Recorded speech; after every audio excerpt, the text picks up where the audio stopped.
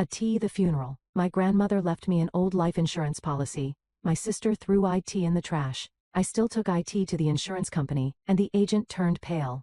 Please wait, we need to contact our legal department. Even the insurance director froze. The branch director's face went completely white. His hands trembled as he reached for the phone on his desk, and I watched him exchange a look with the woman beside him, the company attorney, that made my stomach drop through the floor. They had brought me into this private conference room 20 minutes ago.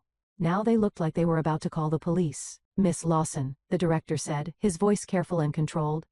I need you to understand the seriousness of what I am about to tell you. This policy is active. The claim value is approximately $1.8 million. I could not breathe. I could not think. $1.8 million. From an insurance policy my sister had thrown in the trash 3 days ago. But there is a problem, he continued. Someone has been trying to steal it from you for the past 3 years. He placed a folder on the table between us, opened it, pointed to a signature line on a form that had been rejected and stamped in red ink. Do you recognize this name? Ashley Lawson, my sister, my own sister. She had called this policy worthless garbage. She had laughed when she threw it away at our grandmother's funeral reception, tossing it into the trash like a used napkin. Turns out some garbage is worth more than our entire family ever had, and someone was willing to commit fraud to take it. But I am getting ahead of myself. Let me start from the beginning. My name is Brittany Lawson. I am 33 years old, and until that morning at the insurance company, I thought the most exciting part of my week would be convincing my landlord to finally fix the leak under my kitchen sink. I work as an administrative assistant at a regional logistics company in Cleveland, Ohio, Henderson and Coal Services.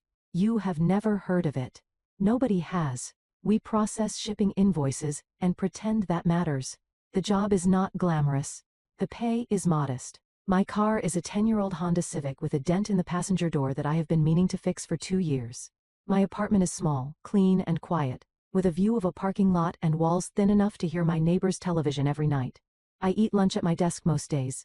I meal prep on Sundays. I read paperback mysteries before bed and fall asleep by 10.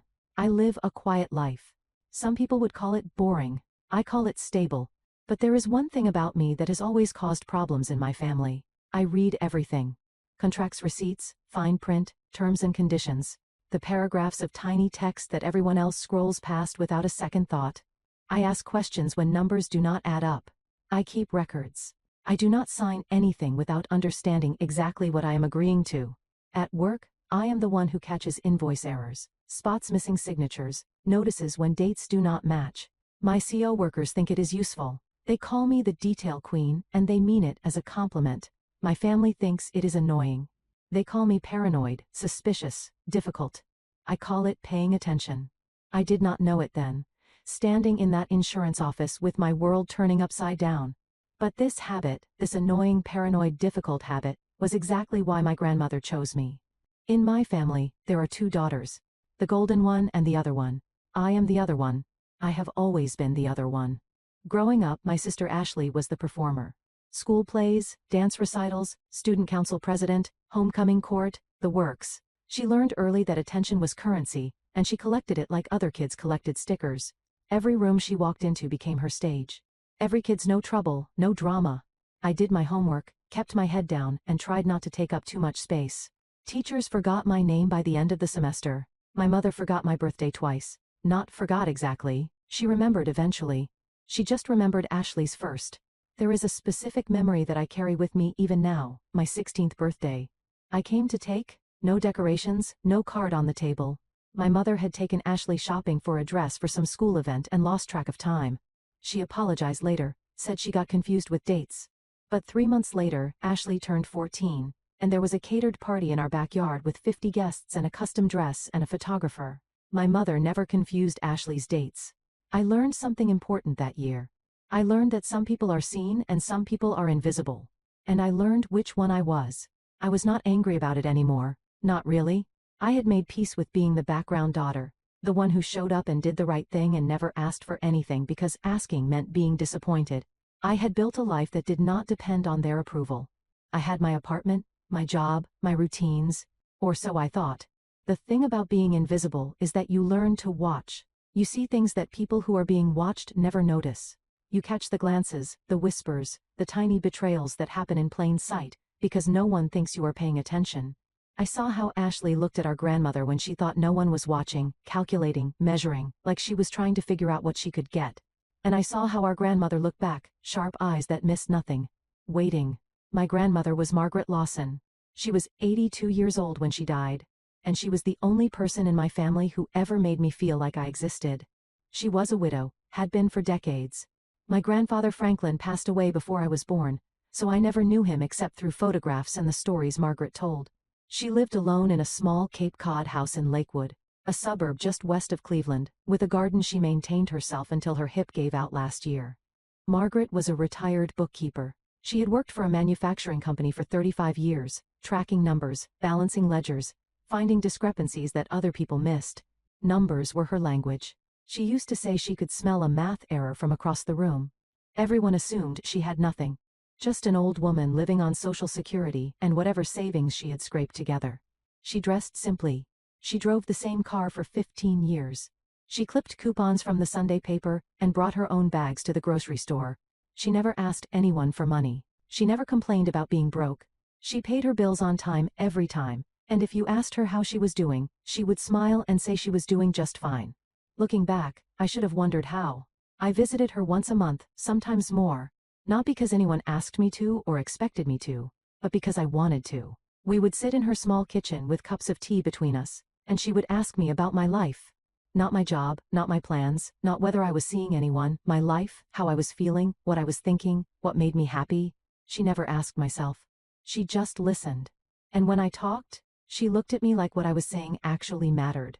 Over the past year she had started saying things that seemed strange at the time. Small comments that I did not know how to interpret. She would look at me with those sharp eyes and say things like, "You are the careful one, Brittany. That is rare. Or most people believe what they want to believe. You believe what you can prove." I thought it was just grandmother wisdom. The kind of thing old people say when they are feeling philosophical. Then, 2 months before she died, she said something I could not forget. I was visiting her at the house, sitting in her kitchen like always, and she reached across the table and took my hand. Her grip was surprisingly strong for a woman her age.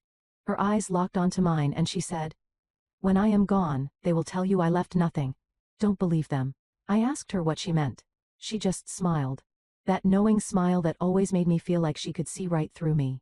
"Promise me you will come when they call you, and promise me you will not believe everything they tell you." I promised. I did not understand why. But I promised. The making dinner, nothing special, just pasta with jarred sauce and whatever vegetables were about to go bad in my refrigerator. The television was on in the background, some reality show I was not really watching, and my phone buzzed on the counter. My mother's number. I almost did not answer. Calls from Karen were rarely good news.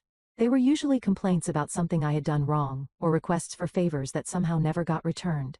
Or updates about Ashley's latest achievement that I was supposed to be impressed by. But something made me pick up. Her voice was flat, businesslike, the way she sounds when she is handling something unpleasant and wants to get it over with as quickly as possible. "Your grandmother passed away this morning. The funeral is Thursday at 2. Greenwood Chapel. Do not be late." Click. The call ended. "No, I am sorry. No, are you okay?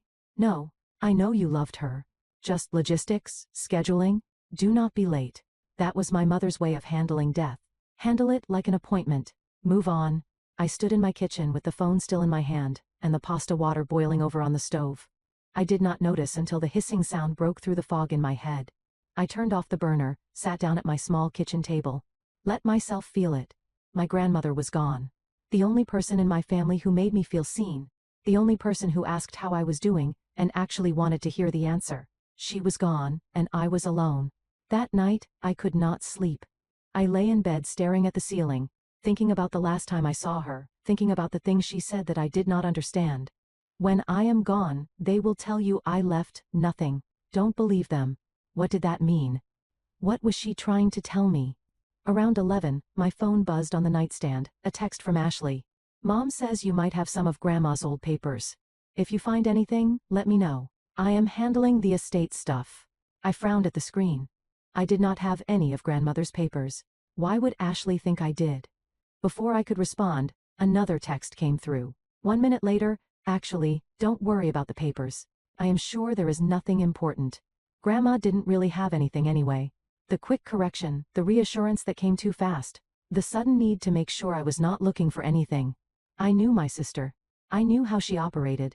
She did not send midnight texts unless something was bothering her. She did not mention papers unless papers mattered. I did not respond. I just lay there in the dark, turning those messages over in my mind. My sister was already managing the narrative. Before the body was even cold, I should have known then. The way Ashley texted me at midnight, the way she mentioned papers and then immediately dismissed them, the way her reassurance felt more like a warning than a comfort. But I did not know yet what was hidden. I did not know what my grandmother had left behind. I did not know about the insurance policy, the fraud, the 5 years of documentation, the trail that would lead me here, to an insurance office where a director was calling his legal department because my sister had tried to steal nearly $2 million. I only knew one thing that night, lying awake in my apartment with my sister's texts glowing on my phone. Ashley was nervous, and Ashley Lawson was never nervous unless she had something to hide. Greenwood had a funeral home with beige siding and a parking lot that could hold maybe 50 cars. I arrived at 145, 15 minutes early because my mother had made it very clear that I should not be late. The sky was overcast, threatening rain that never came, and the air had that heavy stillness that makes everything feel like it is waiting for something to happen. I parked my Honda at the far end of the lot and sat there for a moment, hands on the steering wheel trying to steady myself. I was wearing my only black dress, something I had bought for a work conference 3 years ago. It still fit. I had not gained or lost weight in years. My life was that consistent, that predictable. The only jewelry I wore was a small silver necklace my grandmother had given me for my 21st birthday. A delicate chain with a tiny pendant in the shape of a book. She said she gave it to me because I was always reading, always paying attention. I touched it now, feeling the cool metal against my collarbone, and wished I could feel her hand on mine one more time. I walked toward the entrance and noticed something strange. No one was crying outside, no one was hugging.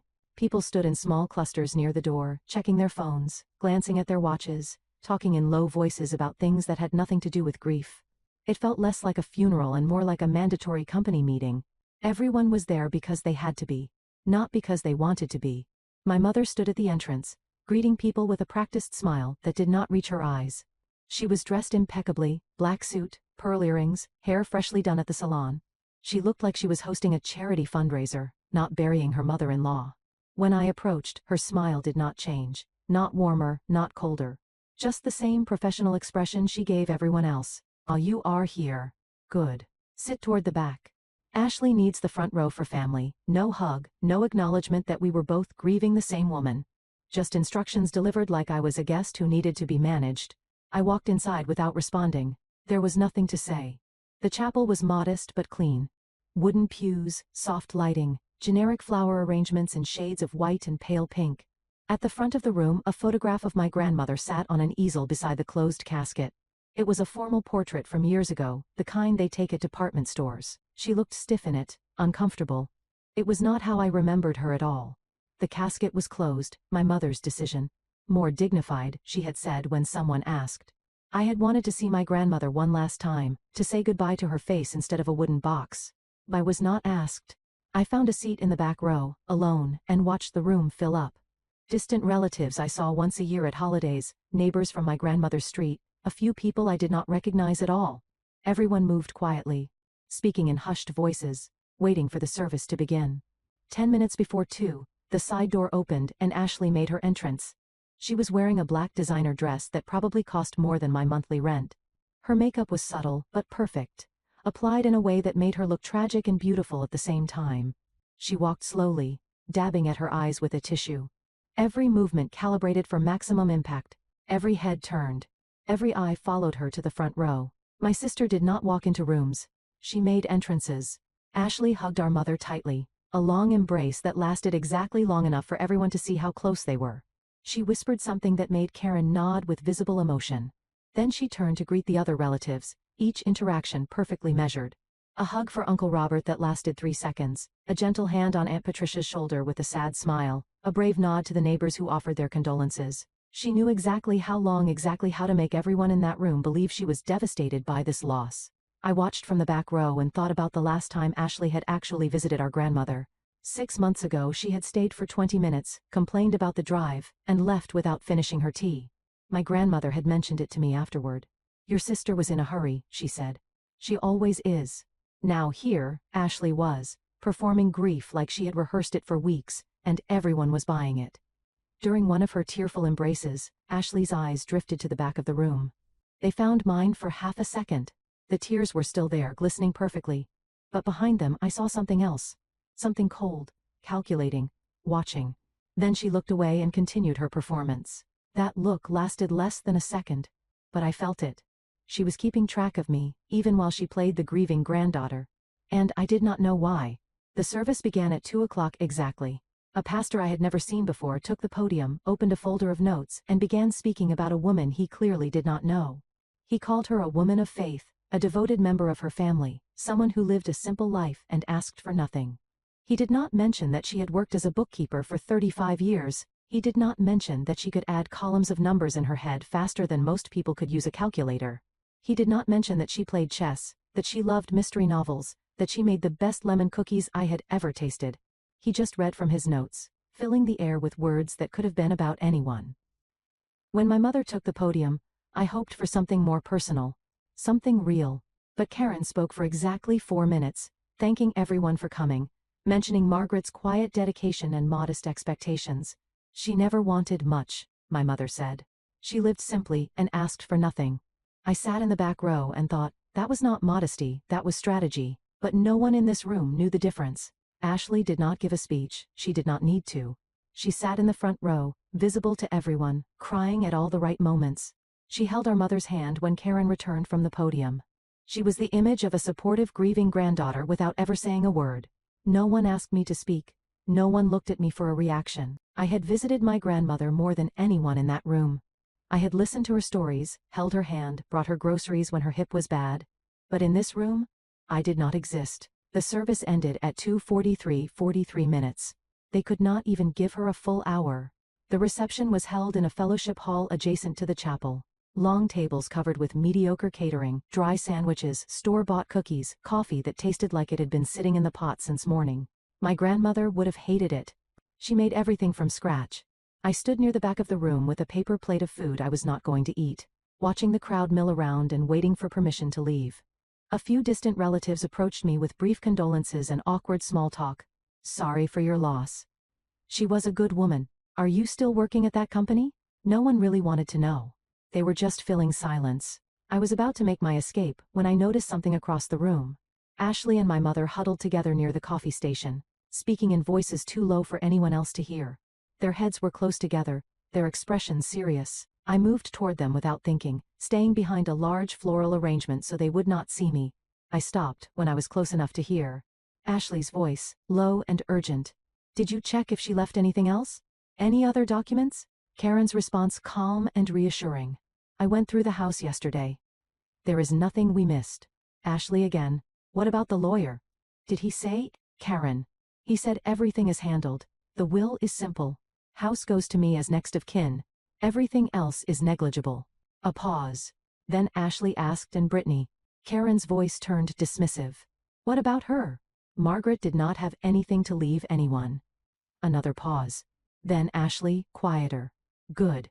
Let's keep it that way. They moved apart, returning to their separate performances, and I stood behind the flowers with my heart beating faster than it should have been.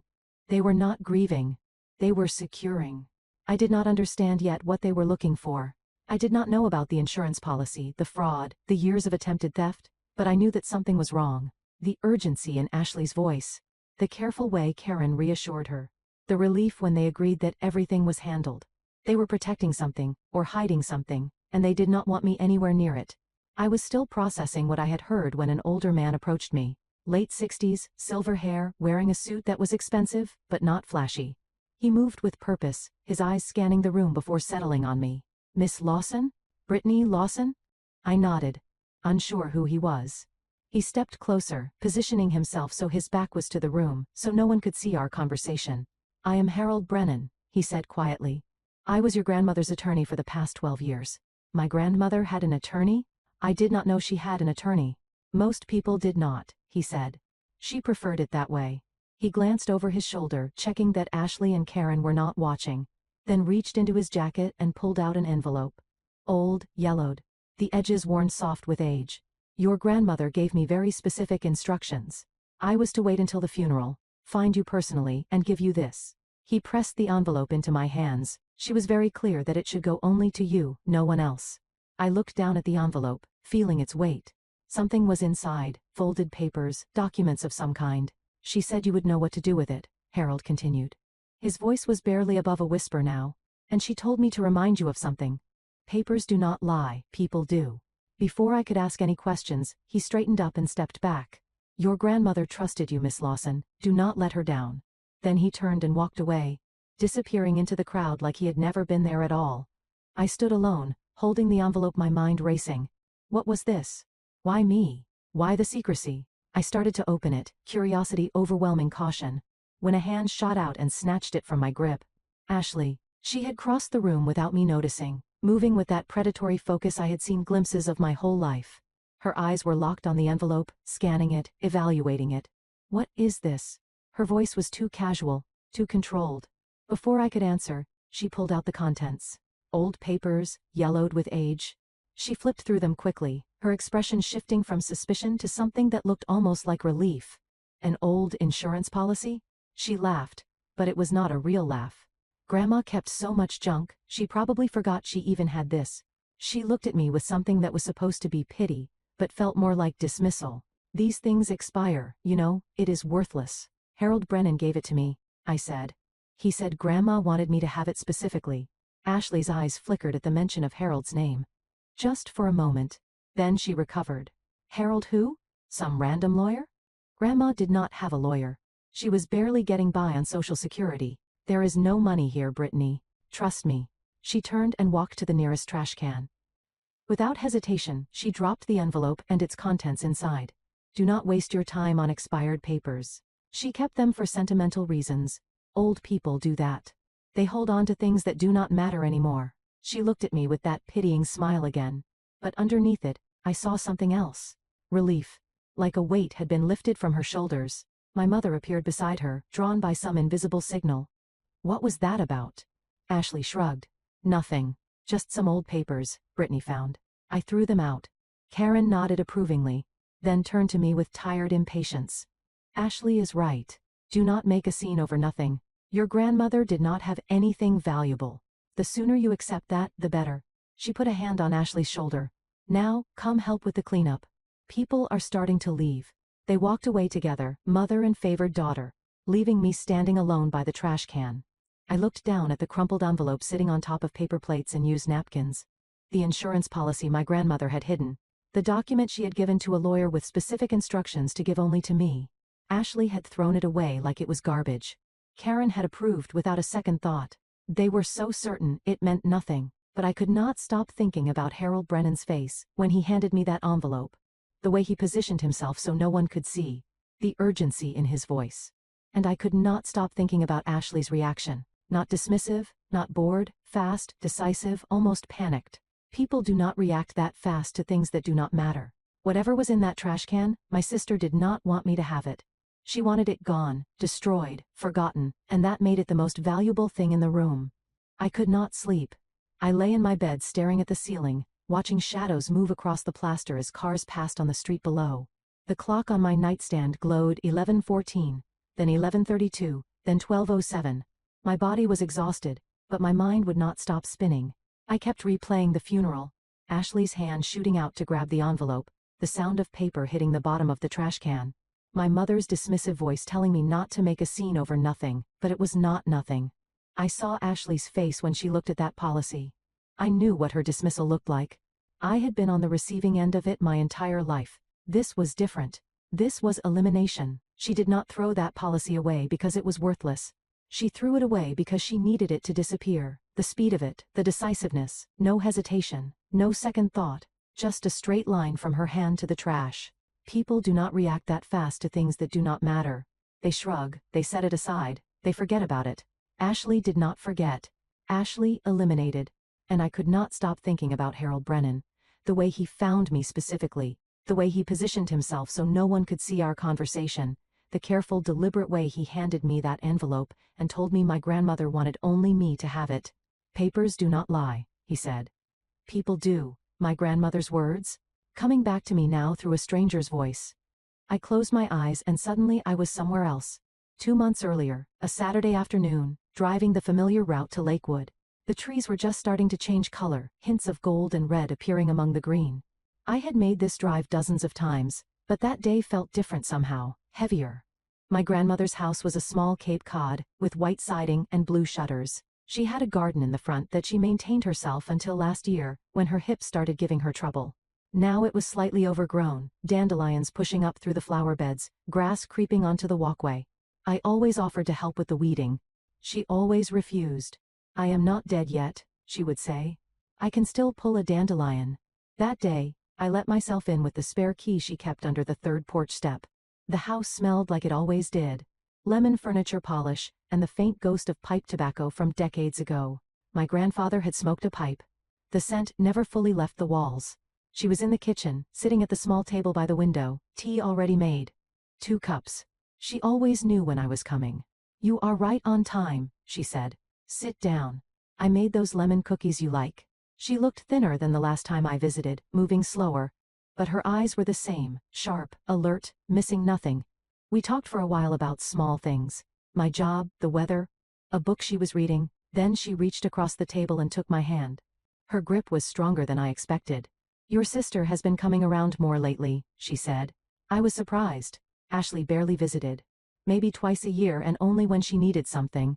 "She has been helping me with paperwork," my grandmother continued, very eager to help. There was something in her voice. An edge, almost sarcastic. "She thinks I do not notice things anymore. That I am too old to pay attention." She paused. Those sharp eyes locked onto mine. "I notice everything, Brittany." I did not know what to say. I waited. I have watched this family for 82 years. I know who is real and who is performing. Your sister performs. She always has.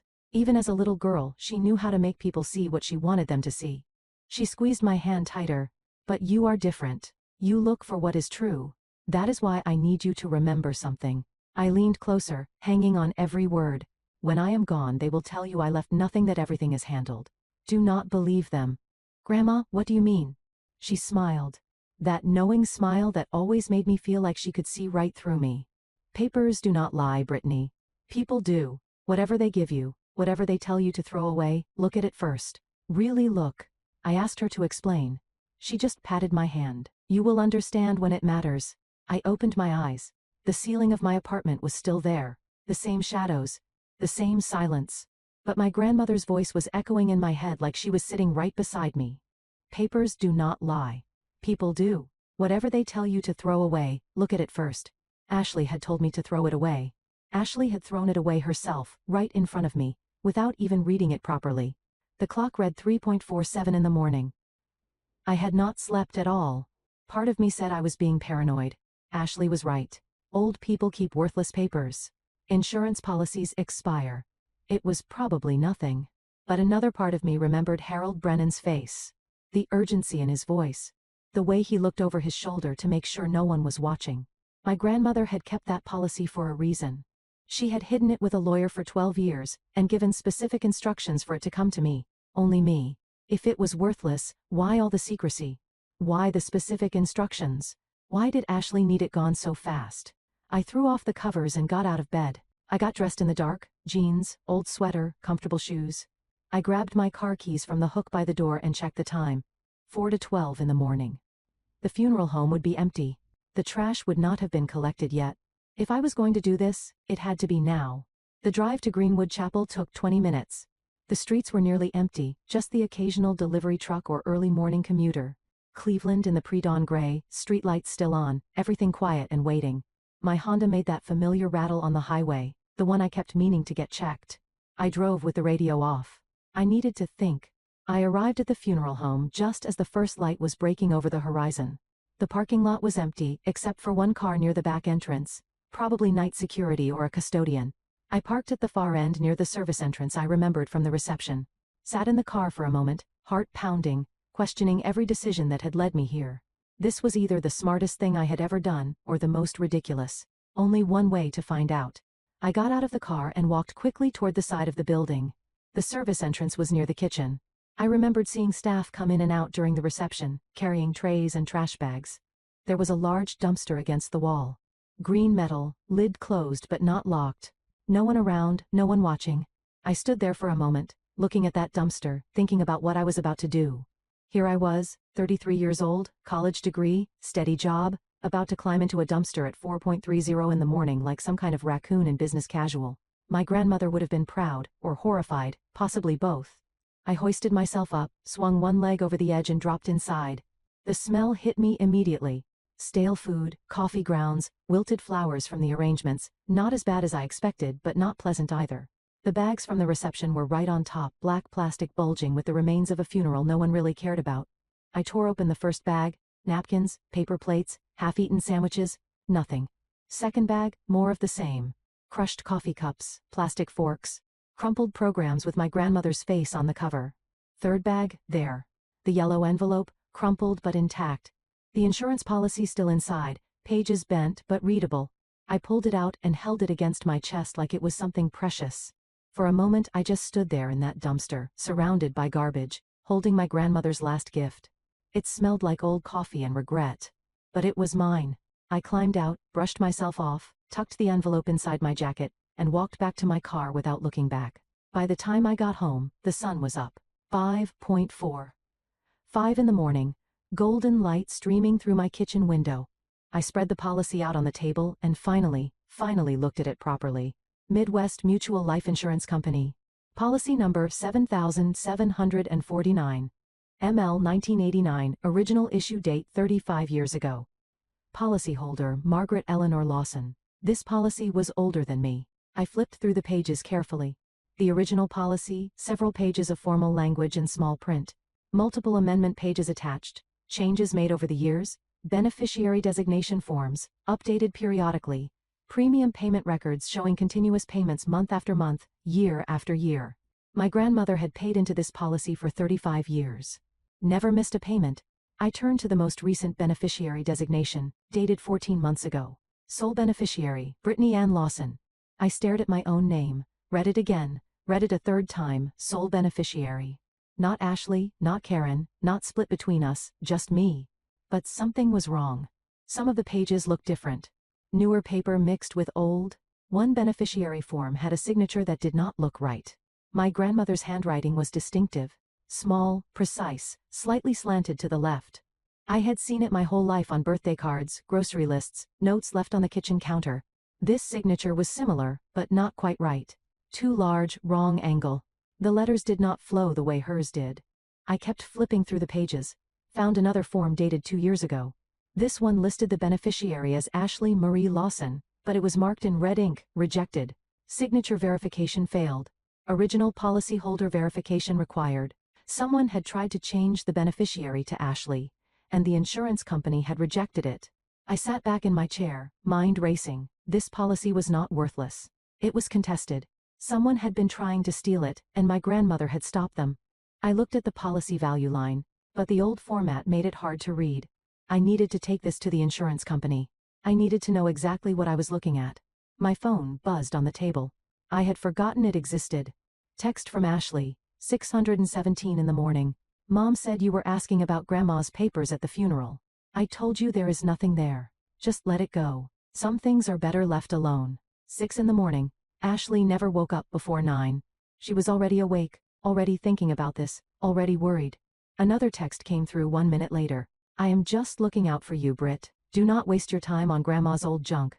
Trust me, okay? There is nothing worth finding. The use of Britt. Ashley's fake affectionate nickname for me. She only used it when she wanted something. I did not respond. My sister was nervous enough to text me at 6 in the morning. Nervous enough to use the nickname she thought would soften me up. Nervous enough to tell me twice that there was nothing worth finding, which meant there was definitely something worth finding. I gathered the policy pages carefully and placed them back in the envelope. Opened my laptop and searched for Midwest Mutual Life Insurance. Company still exists. Regional carrier, headquarters in Columbus, branch office in Cleveland, hours Monday through Friday 8:30 to 5. Today was Friday. If I left now, I could be there when they opened. I showered quickly, changed into professional clothes, put the envelope in my good leather bag, checked my reflection in the mirror. I looked tired. I looked determined. I looked like a woman about to fight for something. I just did not know yet how big the fight would be. I got in my car, started the engine. One more text from Ashley. Brittany, hello? Why are you not answering? I turned my phone to silent and pulled out of the parking lot. For the first time in my life, my sister wanted my attention. She was about to get more of it than she ever wanted. The drive to Cleveland took 45 minutes in light traffic. I kept my hands steady on the wheel and my eyes on the road, but my mind was somewhere else entirely. The envelope sat on the passenger seat beside me, and I kept glancing at it like it might disappear if I looked away too long. I had barely slept, maybe 2 hours total. Broken up by dreams I could not remember, and a restless anxiety that would not let me stay still. Now I was running on coffee and adrenaline, driving toward answers I was not sure I wanted to find.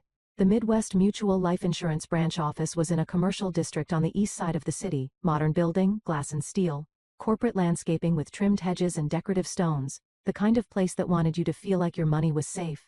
I parked in the visitor lot at 8:23, 7 minutes before they opened, sat in my car and watched employees trickle in through the front entrance, coffee cups in hand, badges clipped to their belts. I told myself not to expect anything. Even if the policy was valid, it was probably worth a few $1,000s. Maybe enough to cover funeral costs. Maybe enough for a modest savings. I was not doing this for money. I was doing this for truth. My grandmother wanted me to find something. She had hidden this policy, protected it, left specific instructions for it to come to me. I owed her at least the effort of looking. At 8:31, I got out of the car, grabbed my bag with the envelope inside, and walked toward the entrance. Whatever happened next, there was no going back. The lobby was corporate clean in that way insurance companies always are. Marble floors polished to a shine, potted plants that might have been real or might have been very convincing fakes. Soft music playing from hidden speakers, something instrumental and forgettable. The reception desk was staffed by a young woman with a professional smile and a nameplate that read, Jennifer. A few other customers sat in chairs along the wall, filling out forms or waiting for appointments. Everything looked normal. Everything felt routine. Good morning, Jennifer said as I approached. How can I help you today? I pulled the envelope from my bag. I would like to inquire about a life insurance policy. My grandmother passed away recently, and I am listed as the beneficiary. I would like to verify the policy status. Jennifer's smile stayed in place, professional sympathy layered on top. I am so sorry for your loss. Is this regarding a new claim or an existing policy? Existing. From a long time ago? She took the envelope and examined the contents, noting the age of the paper with a raised eyebrow. This is quite an old policy. Let me pull it up in our system. She turned to her computer and typed in the policy number. I watched her face looking for any reaction, any sign that something was unusual. At first, nothing, just routine keystrokes, the click of her mouse, the hum of the computer processing. Then her fingers stopped moving. Her smile faded just slightly. She leaned closer to her screen, scrolled down, scrolled back up. Her eyebrows drew together. That is strange, she murmured, more to herself than to me. Is something wrong? She looked up, her expression carefully neutral now. The warmth was gone. Could you excuse me for just one moment? I need to speak with someone. She did not wait for me to answer. She stood up quickly and walked toward a back hallway, disappearing through a door marked, Employees Only. I stood at the reception desk alone, my heart beating faster than it should have been. The other customers kept filling out their forms. No one noticed anything unusual, but I noticed. Something had changed. 5 minutes passed. Then 10. Jennifer did not return. Another receptionist came out and helped the other customers, but she avoided eye contact with me. I stood there trying to look calm, feeling anything but. Finally, a door opened down the hallway. A woman emerged and walked toward me with purpose. Mid-40s, tailored blazer, reading glasses pushed up on her head. She moved with authority, heels clicking on the marble floor. Her name badge read, Claire Donovan, Senior Claims Specialist. Miss Lawson? She extended her hand. I am Claire Donovan. I handle complex claims for our branch. Her handshake was firm, professional, but her eyes were studying me carefully, assessing something I could not identify. Would you mind coming with me? I would like to discuss your grandmother's policy in private. Is there a problem with the policy? She paused for just a fraction too long. There are some details we need to review. It would be better to discuss them somewhere more comfortable. I followed her down the hallway, past cubicles where people pretended not to stare. She led me to a small conference room with glass walls, blinds already drawn for privacy, a table with 4 chairs, a pitcher of water, notepads arranged precisely. Please have a seat. Can I get you water? Coffee? I sat down across from her. I would like to know what is going on. Claire settled into her chair and folded her hands on the table. Her expression was serious, but not hostile. Miss Lawson, I need to verify some information first. This is standard procedure for claims of this nature. What nature? She did not answer directly. Instead, she opened a folder she had brought with her. May I see your driver's license? I handed it over. She compared it to something in her folder, checking details I could not see. Your full legal name is Brittany Ann Lawson? Yes. Date of birth? March 15, 1992. Social security number? I hesitated for a moment, then provided it. She checked it against her records. And Margaret Eleanor Lawson was your grandmother? Your father's mother? Yes. My father was David Lawson. He passed away 8 years ago. Claire made a note. I am sorry. That matches our records. Your records? You have records about my father? We have records about everything, Miss Lawson. That is what insurance companies do. She examined the original policy I had brought, holding certain pages up to the light, comparing signatures to something in her folder. She took photos of several pages with her phone. This appears to be the original policy document. It matches what we have on file. Then, everything is in order? The policy is valid? Claire set down the papers, removed her reading glasses, looked at me with an expression that was hard to read, not hostile but serious, concerned maybe. Miss Lawson, this policy is very much valid. But before I tell you more, I need to make a phone call. She excused herself and stepped into the hallway. Through the glass I could see her talking on her cell phone, expression serious, gesturing with one hand. The call lasted several minutes. I sat alone in that conference room, surrounded by corporate neutrality, and tried to slow my breathing. Whatever was in that policy, it was bigger than expired paperwork. Claire returned, and closed the door firmly behind her. Miss Lawson, I have just spoken with our legal department. They are sending someone over, but I want to explain a few things first. Legal department? Why do you need lawyers? Because this policy is complicated. She opened a different folder and turned it so I could see the contents. A printed statement with numbers and dates and columns I did not understand. Your grandmother purchased this whole life insurance policy 35 years ago. She paid premiums consistently every month until her death. Claire pointed to a line near the bottom of the page. Whole life policies accumulate cash value over time. The longer they are held, the more they are worth. Your grandmother held this policy for 35 years. She never borrowed against it, never withdrew from it, just kept paying month after month for 3.5 decades. My eyes found the number on the page, a number with a lot of digits. My brain did not process it at first. It could not be right. Claire said it out loud. The current claim value of this policy is approximately $1.8 million. Silence. I am sorry. Did you say $1.8 million plus potential dividends and interest pending final calculation? That is not possible. My grandmother lived in a small house. She clipped your grandmother was a bookkeeper for 35 years. She understood compound interest better than most financial advisors. She knew exactly what she was doing. I stared at the number, could not breathe, could not think. My grandmother, who everyone thought had nothing, had quietly built a fortune, and she left it all to me. Before I could process this, Claire's expression shifted. Sympathy mixed with something else. Concern. Miss Lawson, there is something else you need to know. I looked up, still reeling from the first revelation. This policy should be straightforward. Policyholder deceased, beneficiary verified, claim approved. But it is not straightforward, because someone has been trying to interfere with it. She pulled out another folder thicker than the company has received multiple requests to modify the beneficiary designation on this policy. 7 requests in total. All of them were rejected.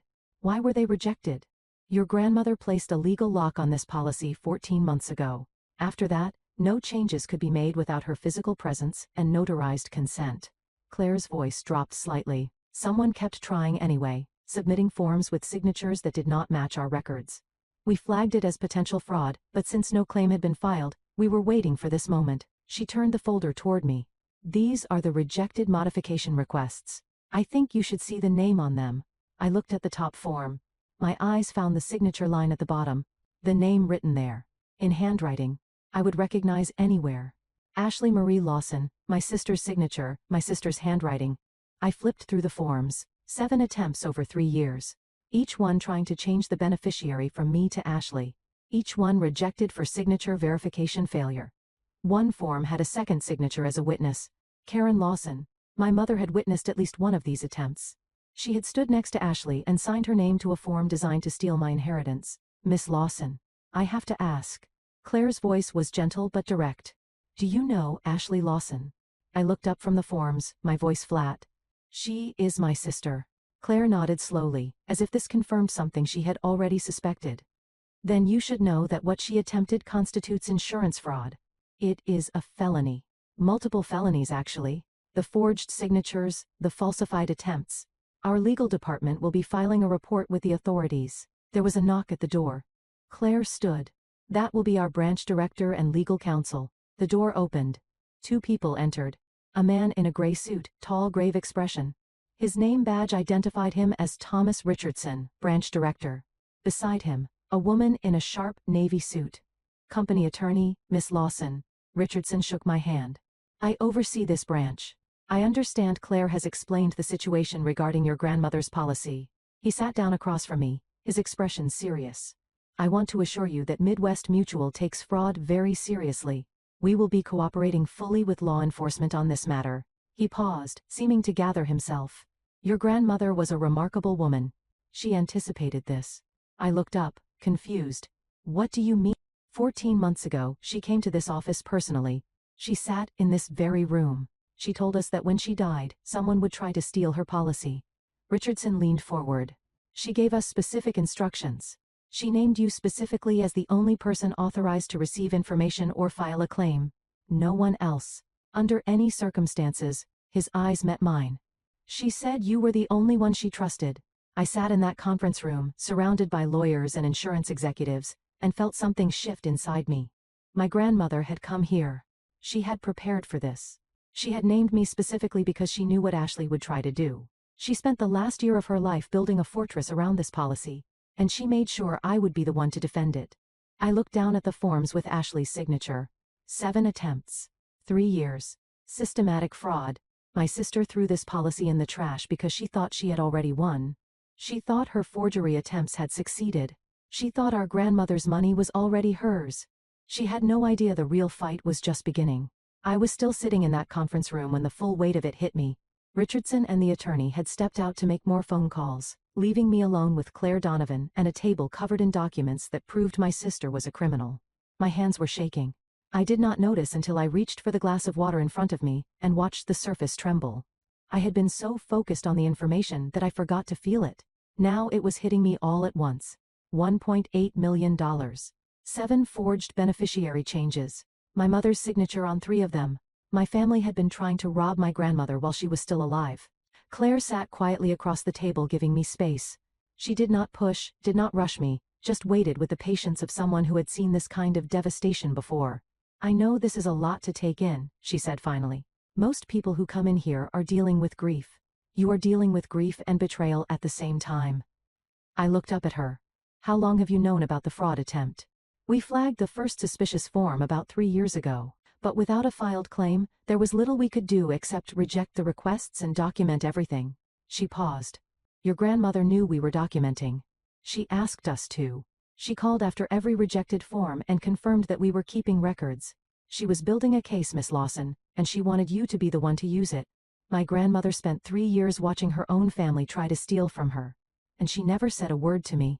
She just prepared. I did not know whether to be grateful or heartbroken. Let me walk you through what we know, Claire said. She pulled out a timeline document and spread it across the table. 3 years ago, we received the first request to change the beneficiary from you to Ashley Lawson. The form included what appeared to be Margaret's signature, but our verification system flagged inconsistencies. What kind of inconsistencies? The slant was wrong. The pressure was different. Small things that most people would not notice. But our software is designed to catch them. She pointed to a section of the timeline. We sent a letter to Margaret directly asking her to confirm the change in person, or via a notarized document. She called us the next day. She was very clear. She had not authorized any change. Claire traced her finger along the timeline. She asked us to reject the request and flag her account for additional scrutiny. She told us she suspected someone in her family was trying to steal from her.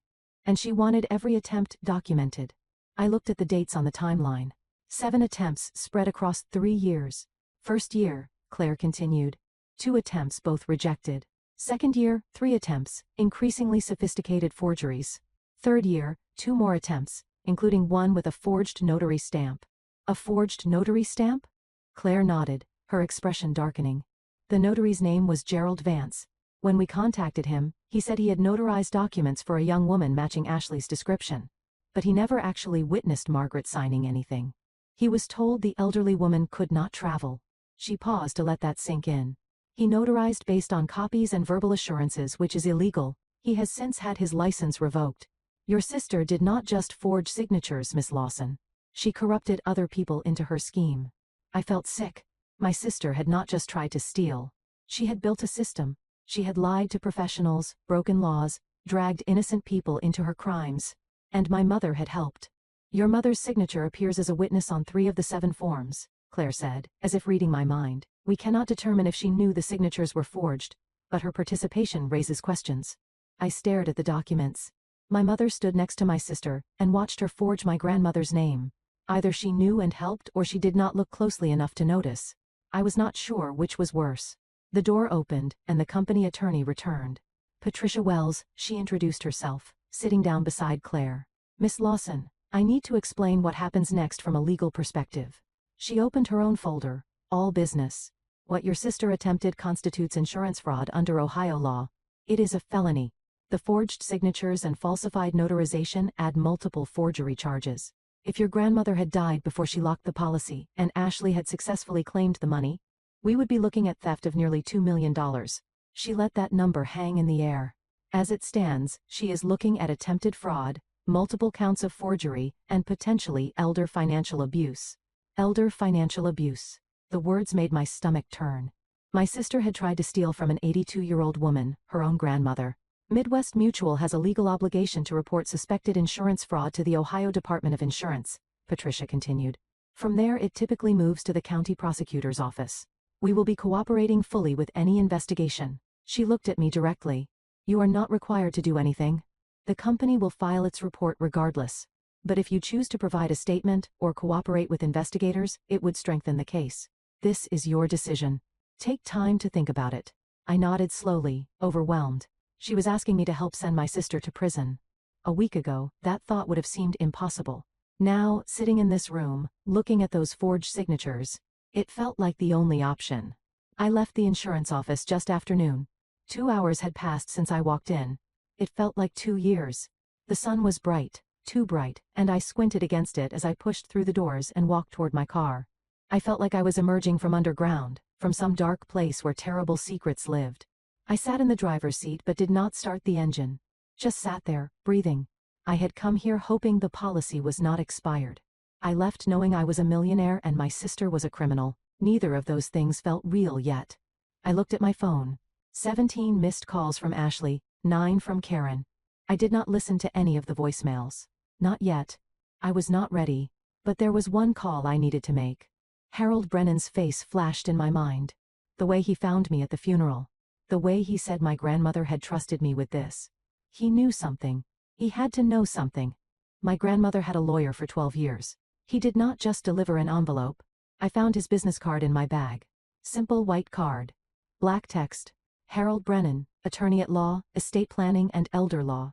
Small office address in Lakewood. I dialed before I could overthink it. He answered on the second ring. Miss Lawson, I was wondering when you would call. You knew, didn't you, about the insurance policy, about what Ashley was doing? There was a pause on the line. Then his voice. Careful, but warm. I know many things, Miss Lawson. Your grandmother made sure of that. Can you explain? Can you tell me what is going on? Another pause. Can you come to my office? There is more you need to see. I was not supposed to reveal everything until certain conditions were met. But I think those conditions have been met now. How soon can you be here? 15 minutes. I will have tea ready. Harold Brennan's office was in a converted Victorian house in Lakewood, just 15 minutes from the insurance company. I parked on the street and walked up creaky wooden steps to a door with a brass nameplate. Harold Brennan, attorney at law by appointment only. I rang the bell. Harold opened the door himself. No receptionist, no staff visible. Just an old man in a cardigan, glasses perched on his nose looking at me with eyes that held more knowledge than I could imagine. Come in, come in. I made tea. Your grandmother always preferred tea. The office inside was organized chaos. Floor-to-ceiling bookshelves stuffed with law books and files, stacks of papers on every surface. An old wooden desk buried under documents. It smelled like leather and old paper, and something that might have been pipe tobacco from decades past. He gestured to a worn leather chair across from his desk. I sat down and accepted the tea he offered. Chamomile, my grandmother's favorite. You knew my grandmother well. 12 years. He settled into his own chair, cradling his cup. She came to me when she first suspected something was wrong. Most of my clients want to protect their assets from nursing homes or taxes. Margaret wanted to protect hers from her own family. I took a sip of tea, letting the warmth steady me. I have been practicing elder law for 35 years, Miss Lawson. I have seen families tear themselves apart over money, seen children steal from dying parents, seen spouses empty accounts while their partners lay in hospital beds. He shook his head slowly.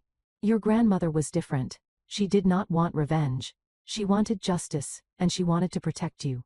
Why me? Why not just cut Ashley out and forget about it? Harold set down his teacup. Because your grandmother believed that truth matters more than peace. She could have changed her will quietly, left everything to charity, avoided the whole mess.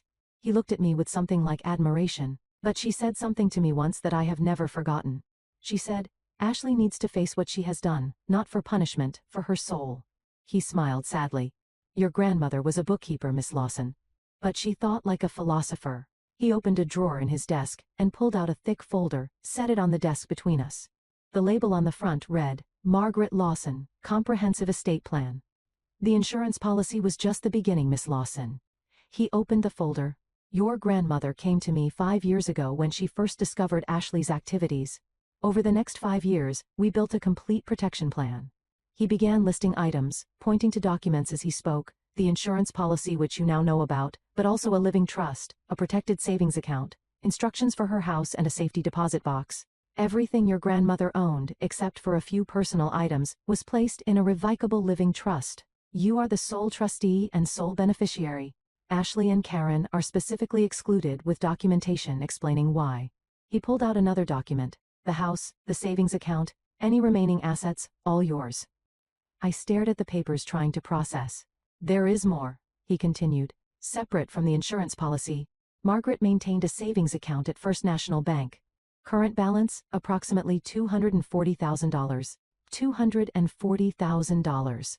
On top of the $1.8 million. Ashley tried to access this account as well.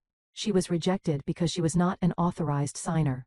Your grandmother added you as a joint account holder 3 years ago. You may not have noticed. She said she did not want to worry you. I did not notice. I never looked at any joint accounts.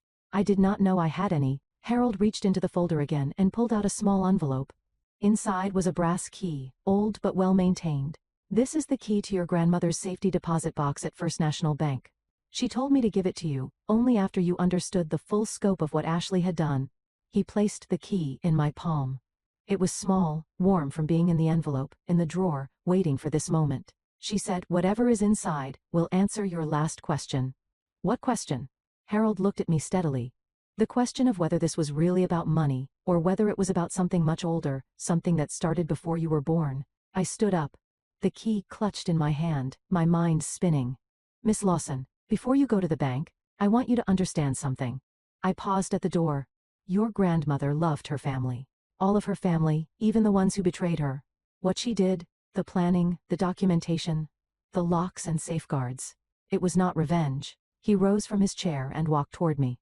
It was the only way she knew to tell the truth when no one would listen. I drove toward First National Bank with the key in my pocket, and a folder full of documents on the seat beside me. My grandmother was 82 years old. She lived alone in a small house.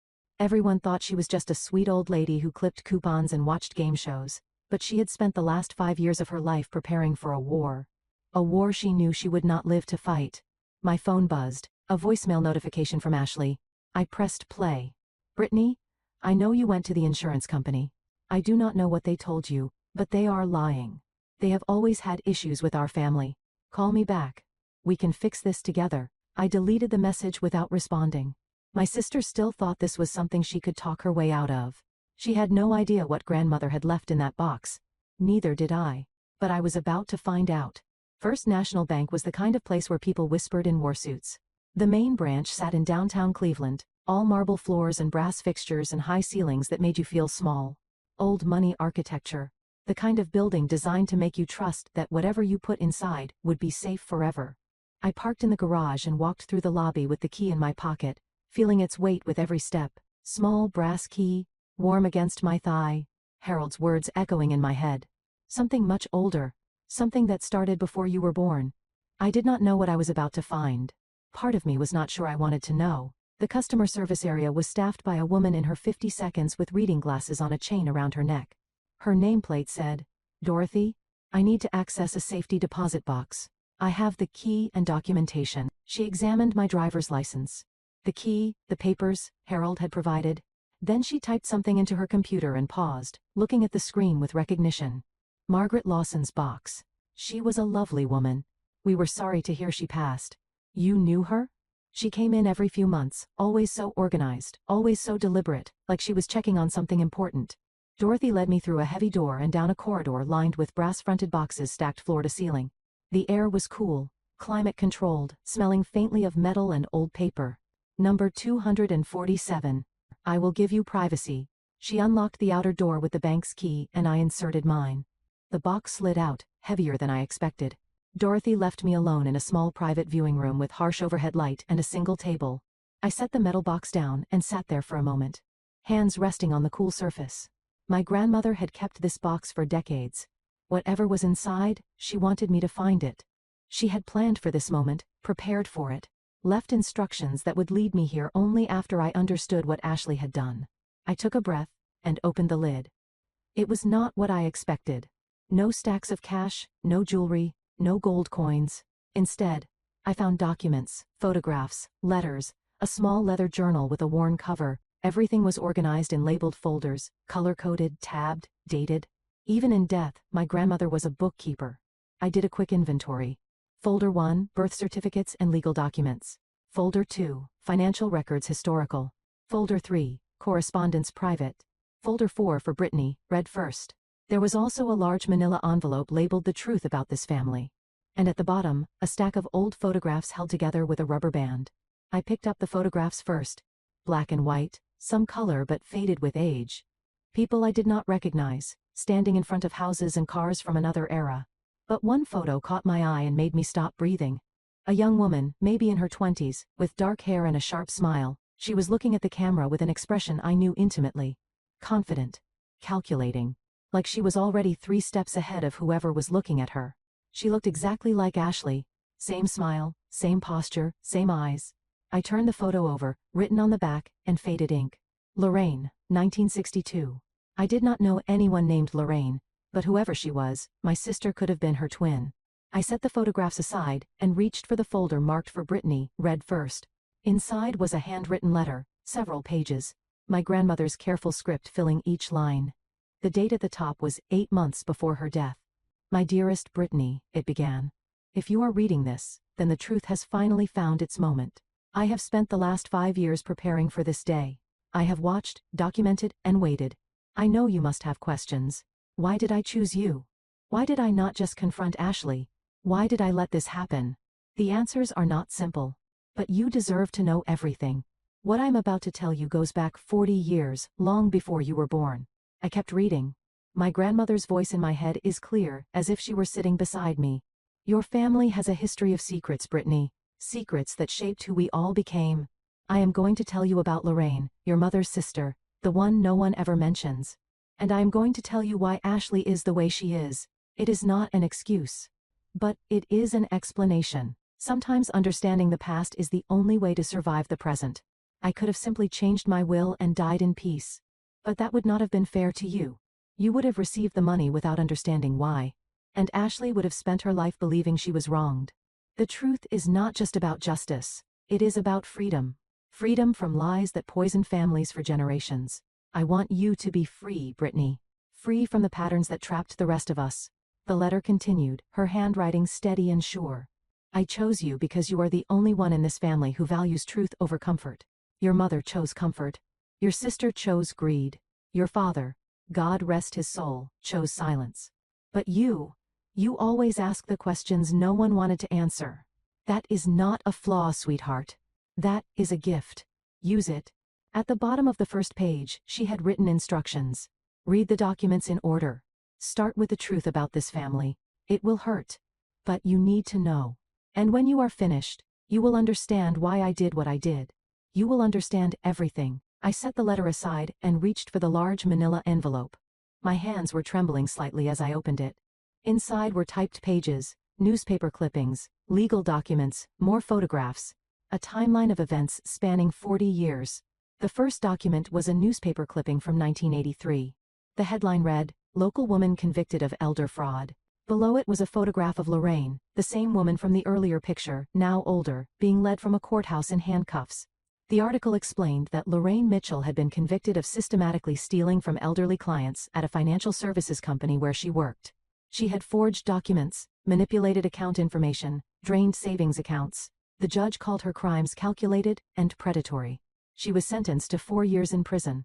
I stared at the clipping, my mind struggling to process. Your mother had a sister, my grandmother had written in the margins. An older sister. She has never mentioned her to you. I kept reading through the documents. After Lorraine's conviction, the Mitchell family had disowned her completely. Karen never spoke of her again, pretended she did not exist. Lorraine was erased from family history like she had never been born. She died in 2001, alone, estranged from everyone who had ever known her. Your mother buried her own sister twice, my grandmother had written, once in silence, once in the ground. But there was more. A letter from 1989. Lorraine writing to Karen from somewhere, begging for forgiveness, asking to meet her niece. The baby, she called her. The baby was Ashley. Attached was a note in my grandmother's handwriting. Karen visited Lorraine in prison. She never told anyone. I found the visitor logs years later. I sat back in my chair, trying to absorb what I was reading. My mother had a sister who went to prison for elder fraud. The exact same crime Ashley had tried to commit, and Karen had hidden this from everyone, including me, for my entire life. Your mother watched her own sister go to prison for fraud. My grandmother had written, then she watched her daughter attempt the same crime. Either she did not see the pattern, or she could not face it. I believe Karen has spent her entire life running from Lorraine's shadow, and Ashley walked right into it. I reached for the small leather journal next, my grandmother's handwriting again. Dated entries spanning 5 years. The first entry was from 4 years ago. I started this journal when I first suspected Ashley was stealing from me. I wanted a record, proof that I was not losing my mind. I flipped through the pages, reading selected entries. 4 years ago, Ashley visited today. She offered to help with my bills. She has never offered before. Something has changed. 3.5 years ago, found a document on my desk that I did not sign. Ashley was here yesterday. The signature looks like mine, but is not. 3 years ago, Ashley told Karen I am getting confused. I am not confused. I know exactly what she is doing. 2 years ago, the insurance company rejected another change request. I called to confirm they are keeping records. They are, 18 months ago, hired Harold Brennan. It is time to protect myself legally. 1 year ago, Ashley is getting more desperate. Her attempts are more frequent, more sophisticated. She has started involving a notary. I have documented everything 6 months before her death. I have done everything I can. The rest is up to Brittany. I hope she forgives me for this burden. I had no one else to trust. The truth is patient. It will wait for her. I closed the journal and sat in silence. My grandmother had spent 5 years watching her own granddaughter try to steal from her.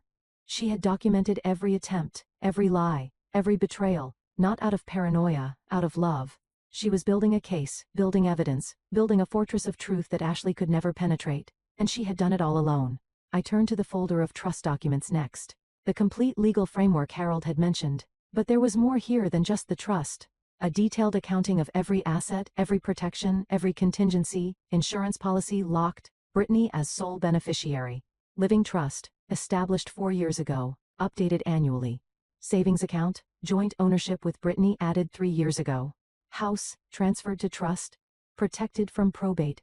My grandmother had built a fortress, brick by brick, year by year. And at the bottom of the trust documents, a specific clause that made my breath catch. I intentionally exclude my daughter-in-law from any inheritance. Attached was a 3-page explanation, documentation of attempted fraud, forged signatures, witness statements from the insurance company. She did not just cut them out. She documented why. If they ever tried to contest the trust, they would be contesting their own crimes. My grandmother thought like a general preparing for war. Every document was a weapon. Every signature was armor. She knew Ashley would fight. She made sure Ashley would lose. This was not paranoia. This was love. She spent her final years protecting me from my own family, and she did it all alone. I had almost finished going through everything when I noticed one last item at the very bottom of the box. A single photograph, face down. I turned it over. My grandmother, young, maybe 30 years old, standing next to a man I recognized from other family photos as my grandfather Franklin, who died before I was born. And between them, a little girl, maybe 5 years old, holding a doll and smiling at the camera. I did not recognize the child. I turned the photograph over. On the back, in faded pencil, were words that made my heart stop. Margaret, Franklin, and the girl we couldn't keep. 1967. The girl we could not keep. My grandfather died before I was born. I never knew him except through photographs and stories. But who was the little girl? My grandmother never mentioned having another child. My father never mentioned having a sister. Margaret's letter said I would understand everything. But this photograph raised more questions than answers. My phone buzzed, startling me back to the present. I had forgotten it existed. A text from a number I did not recognize. Miss Lawson, this is Detective Martinez from the Cleveland Police Department Financial Crimes Unit. We need to speak with you regarding a fraud investigation involving Ashley Lawson. Please contact me at your earliest convenience. I stared at the message, then at the photograph, then at the box full of my grandmother's secrets. The police were already involved. The investigation was already moving. But I still had questions. Questions only the dead could answer.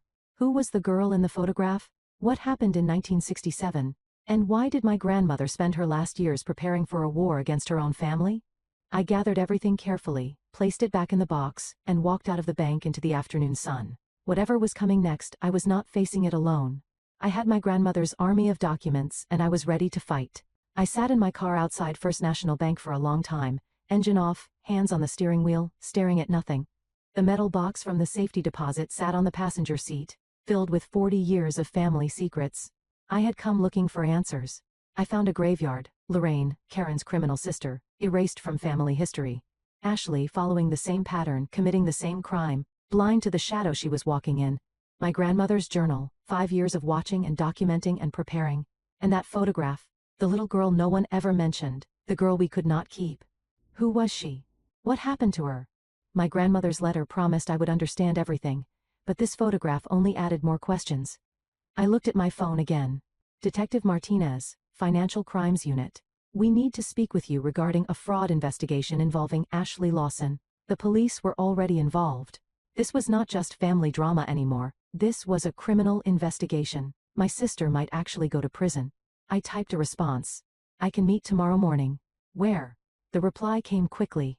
Cleveland Police Department, Financial Crimes Division, 9 a.m. Ask for Detective Martinez.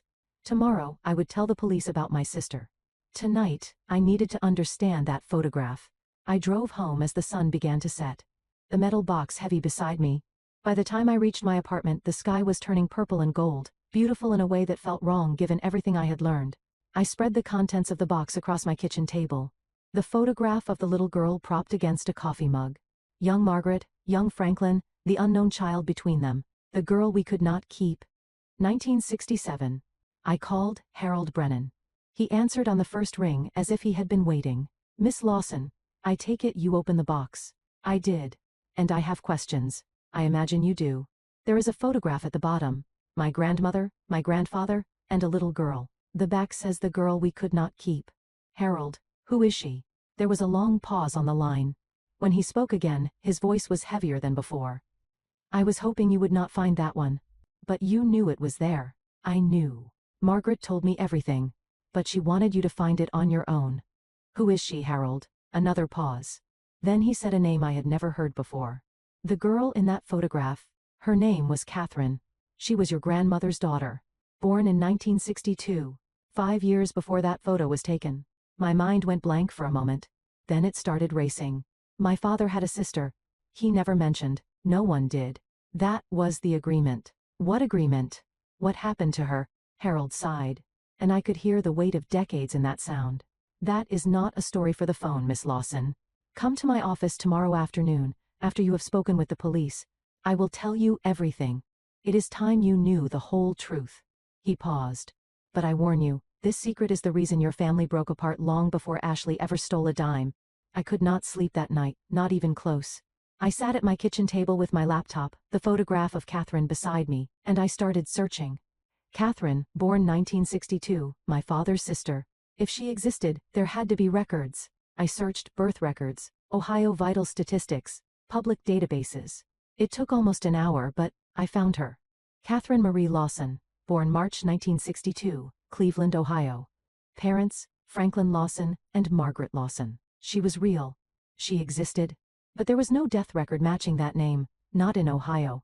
Not anywhere I could find. I switched to adoption records, sealed files, historical databases, anything I could access without being a lawyer. I found a reference just after 2 in the morning. Sealed adoption, 1967, Cuyahoga County, the same year as the photograph. The girl we could not keep. My grandparents had given away their daughter. They had given her up for adoption.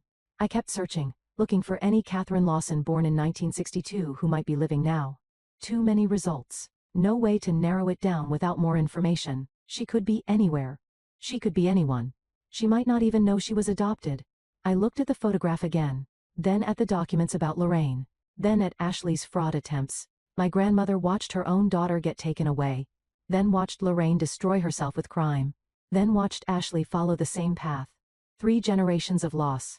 And she documented all of it. By 3 in the morning my eyes were burning and my head was pounding. I needed sleep. Tomorrow I had to meet with the police. Then with Harold. But even as I closed my laptop, I could not stop thinking about Catherine. Somewhere out there, I had an aunt I had never met. And no one had ever told me she existed. The Cleveland Police Department building was gray and institutional.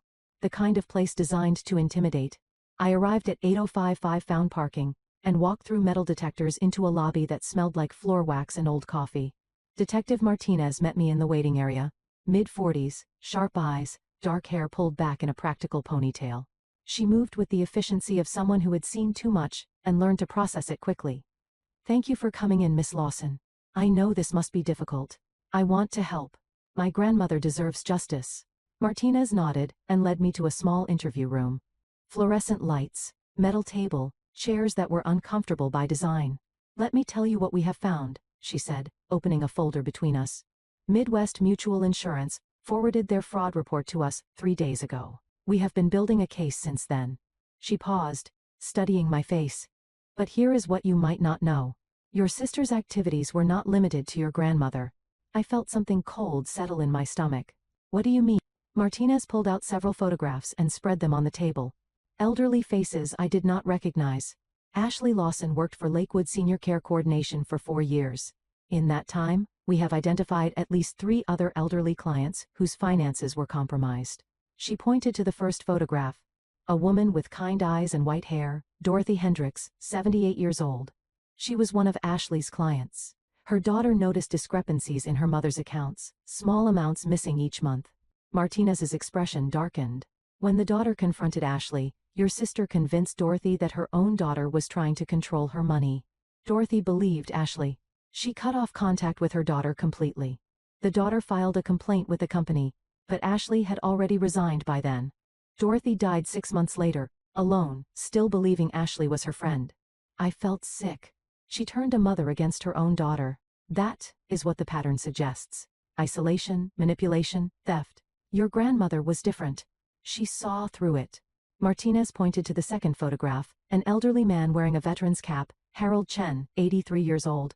Korean War veteran. Ashley helped him with VA paperwork. During that time, approximately $12,000 disappeared from his accounts. His family suspected Ashley but could not prove it. He passed away last year. The case was closed. She indicated the third photograph, a woman I vaguely recognized. Evelyn Porter. She lived 3 houses down from your grandmother. We found evidence that Ashley attempted to befriend her as well. But Mrs. Porter's son is an attorney. He got involved early. Ashley backed off. Martinez looked at me directly. Your grandmother may have warned her. I stared at the photographs. 3 victims we knew about. How many others? How many people did my sister hurt? We may never know the full count. These are just the ones we can document. Your grandmother's evidence gave us the thread. We are still pulling it. Martinez explained the charges. Insurance fraud, forgery, elder financial abuse. Combined, Potentially 15 to 25 years if convicted on all counts. She also mentioned my mother. Karen Lawson's signature appears as a witness on multiple fraudulent documents. We need to determine if she was a knowing participant or an unwitting accomplice. Either way, she will be questioned. I left the police station just after 11, stepping out into bright morning sunlight that felt like an assault after the gray institutional interior. I was halfway to my car when I saw her. Ashley, leaning against my Honda, arms crossed, sunglasses on despite the overcast sky. Her smile was wrong.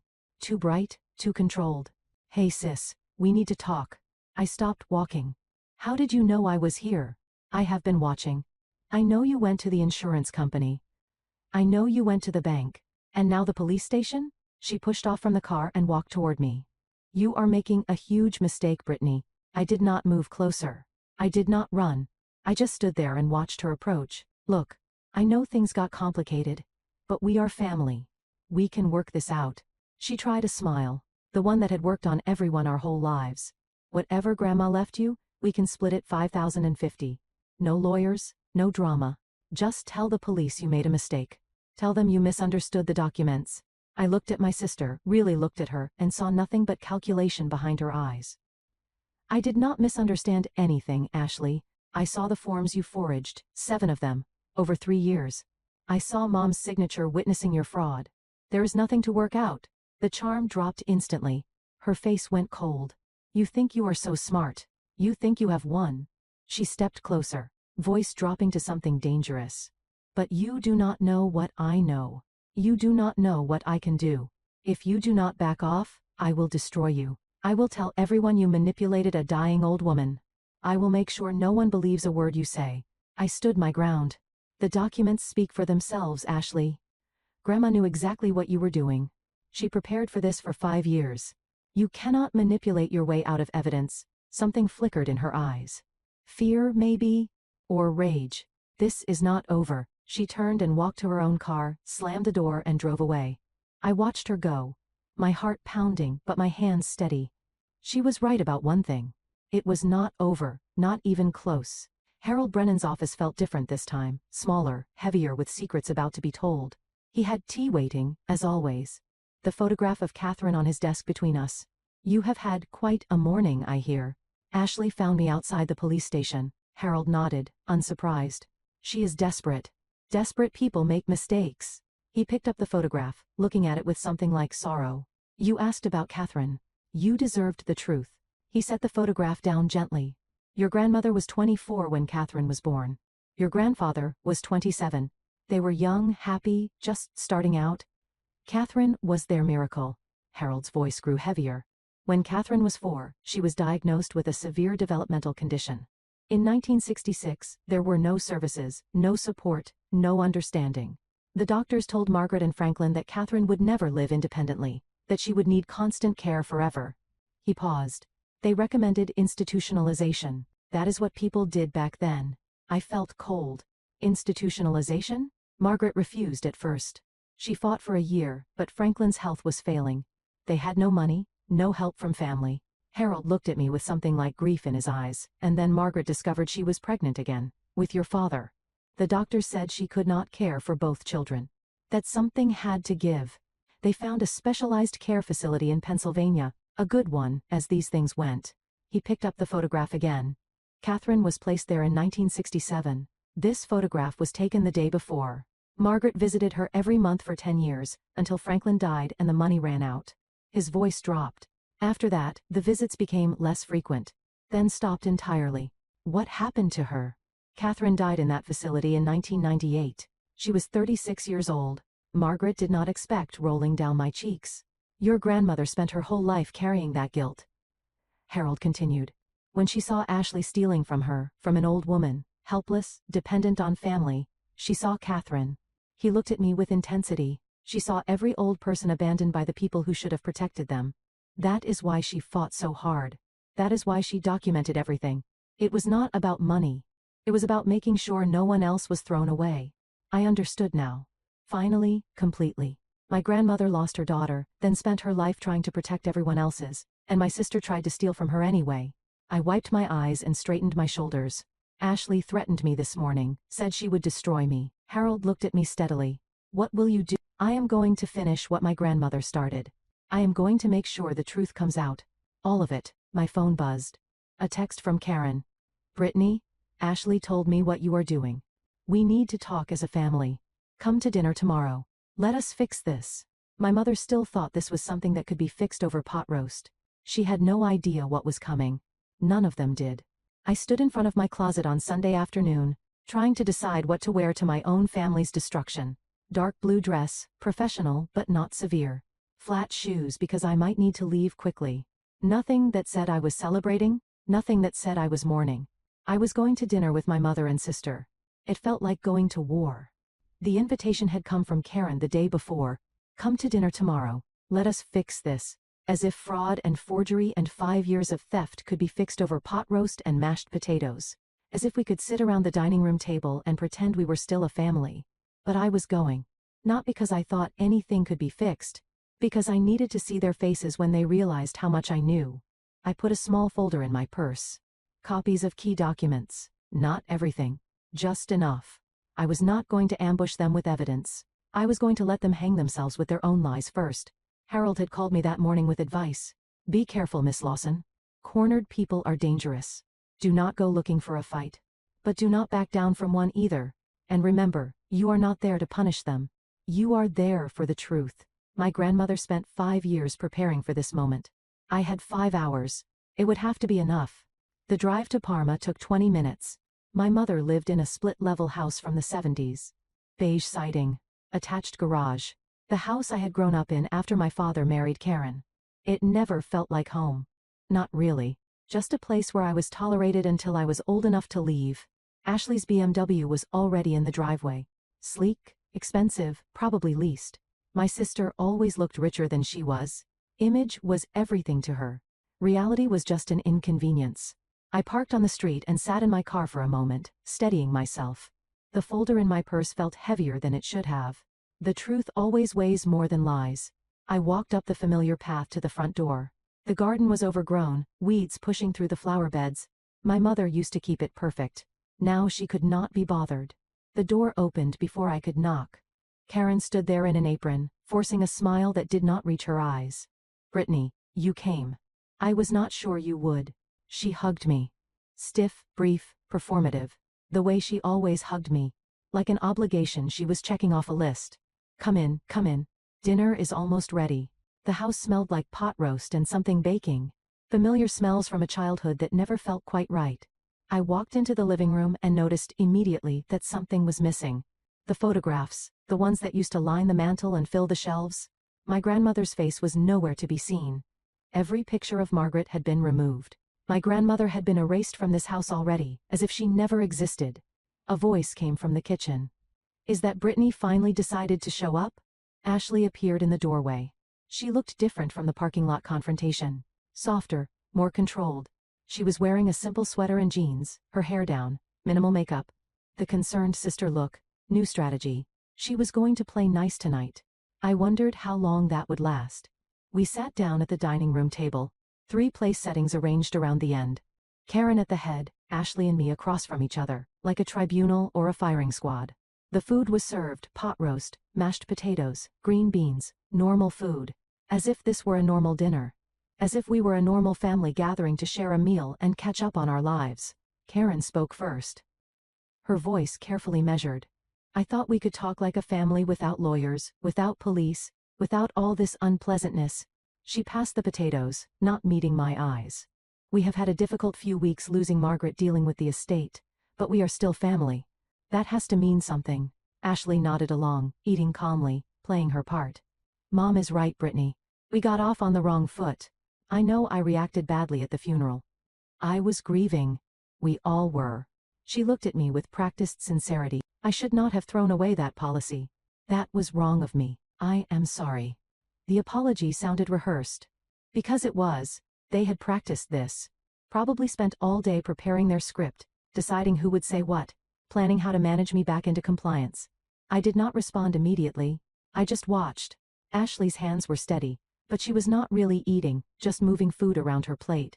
Karen kept glancing between us, nervous, waiting for my reaction. I decided to test the water. What exactly are you apologizing for, Ashley? She blinked. For the policy, for being dismissive. Just the policy? Nothing else? Silence. Ashley and Karen exchanged a look, brief, almost invisible. The silent communication of Keogh conspirators checking their story. Brittany, please. Karen's voice had an edge now. We are trying to make peace here. Ashley made mistakes. We all make mistakes, but family forgives. That is what family does. I set down my fork. Does family also forge signatures? Does family steal from dying old women? The temperature in the room dropped 10 degrees. Ashley's calm facade cracked, just for a second. Then she recovered. I do not know what the insurance company told you, but it is not just the insurance company, Ashley. It is the police. Dead silence. Karen's face went gray. Ashley stopped pretending to eat. Let me tell you what I know, I continued. Then you can decide if you still want to make peace. I pulled the folder from my purse and set it on the table between us. 7 forged beneficiary change requests over 3 years. Your signature on all of them, Ashley. Mom's signature has witnessed on 3 of them. Karen's voice was shaking. I did not know what I was signing. Ashley said. Ashley said what? That Grandma agreed, that it was just paperwork? I opened the folder and spread the documents across the table. But it is not just Grandma, is it, Ashley? The police told me about your other victims. The elderly clients from your job at Lakewood Senior Care. At least 3 other people you tried to steal from. One of them died before anyone figured out what you did. Ashley's face went stone cold. Her hands were shaking, but her voice was steady. I do not know what you are talking about. I looked at her across the table. My sister, the girl I grew up with, the person who had been given everything while I got nothing. And still, it was not enough for her. Did you know about Aunt Lorraine, Ashley? She frowned. Who? Mom's sister, the one she never mentions. Karen's voice was sharp. Brittany, do not. Lorraine was convicted of elder fraud in 1983. Same crime, same pattern. She died alone, in poverty, estranged from everyone. I looked at Ashley directly. That is where this path leads. Prison. Then nothing. Ashley's composure finally broke. She slammed her hand on the table. You think you are so righteous, Brittany? You were never there, never helped, never visited? Her voice was rising. Years of resentment pouring out. I was the one taking care of Grandma. I was the one dealing with her bills, her doctors, her endless demands. And what did I get? Nothing. She left everything to you. She pointed at me, finger shaking. The golden granddaughter who could not be bothered to show up. I let her finish. Let her say everything she had been holding in. Do you have any idea what it was like? Being the one who was always there? Every holiday, every emergency, every middle-of-the-night phone call. And Grandma still treated me like an outsider, still looked at me like I was not really family. Tears now. Real ones maybe. Or maybe another performance. I could not tell anymore. I gave her years of my life. And she gave everything to you. I waited until she was done. Then I spoke calmly. So you decided to take it yourself.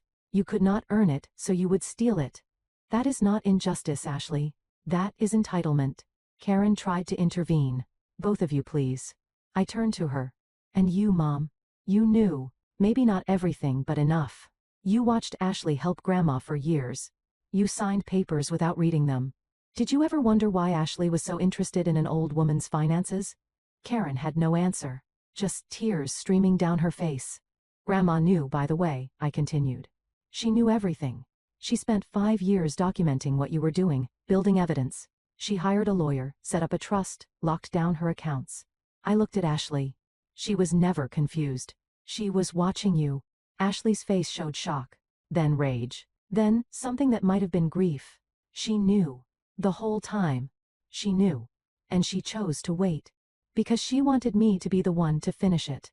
I stood up from the table. The police are going to interview both of you. Probably this week. They have the forged documents. They have the insurance company's records. They have statements from other victims. This is not something you can talk your way out of. Karen grabbed my arm. Brittany, please. There has to be another way. Can you not tell them you were wrong? That you misunderstood? If you drop the complaint, maybe they will drop the investigation. I am your mother. Does that not mean anything? I looked at her hand on my arm. The same hand that had signed witness to Ashley's forgeries. You are my mother. And you helped Ashley steal from my grandmother. The same grandmother who lost her own daughter because she had no money, no support. I pulled my arm away. Did Ashley tell you about Catherine? Did you even know Grandma had another child? Karen's confusion was genuine. What are you talking about? Of course you did not know. No one in this family tells the truth about anything. Ashley made one last attempt. Brittany, wait. If this is about money, we can work something out. Take the insurance, take the house. Take everything. Just tell the police you made a mistake. I cannot go to prison. I cannot. I picked up my purse, left the folder of documents on the table. It was never about the money, Ashley. Grandma did not fight for 5 years because of money. She fought because you were willing to steal from a dying old woman, your own grandmother. And you would have done it to anyone else who trusted you. I walked toward the door. This is not punishment. It is accountability. Keep the copies. Read them. Understand what you did. And when the police call, I would suggest telling the truth for once. It is the only thing that might help you now. I walked out into the evening air and got into my car. My hands were shaking. My heart was pounding. But I did not feel triumphant. I felt tired, empty, sad. I had just destroyed my family. Or maybe I had just stopped pretending it was not already destroyed. Through the window, I could see shadows moving. Karen and Ashley probably arguing, blaming each other, blaming me. That is what people do when the truth is too painful to accept. I thought about my grandmother, about Catherine, about all the old people Ashley had heard.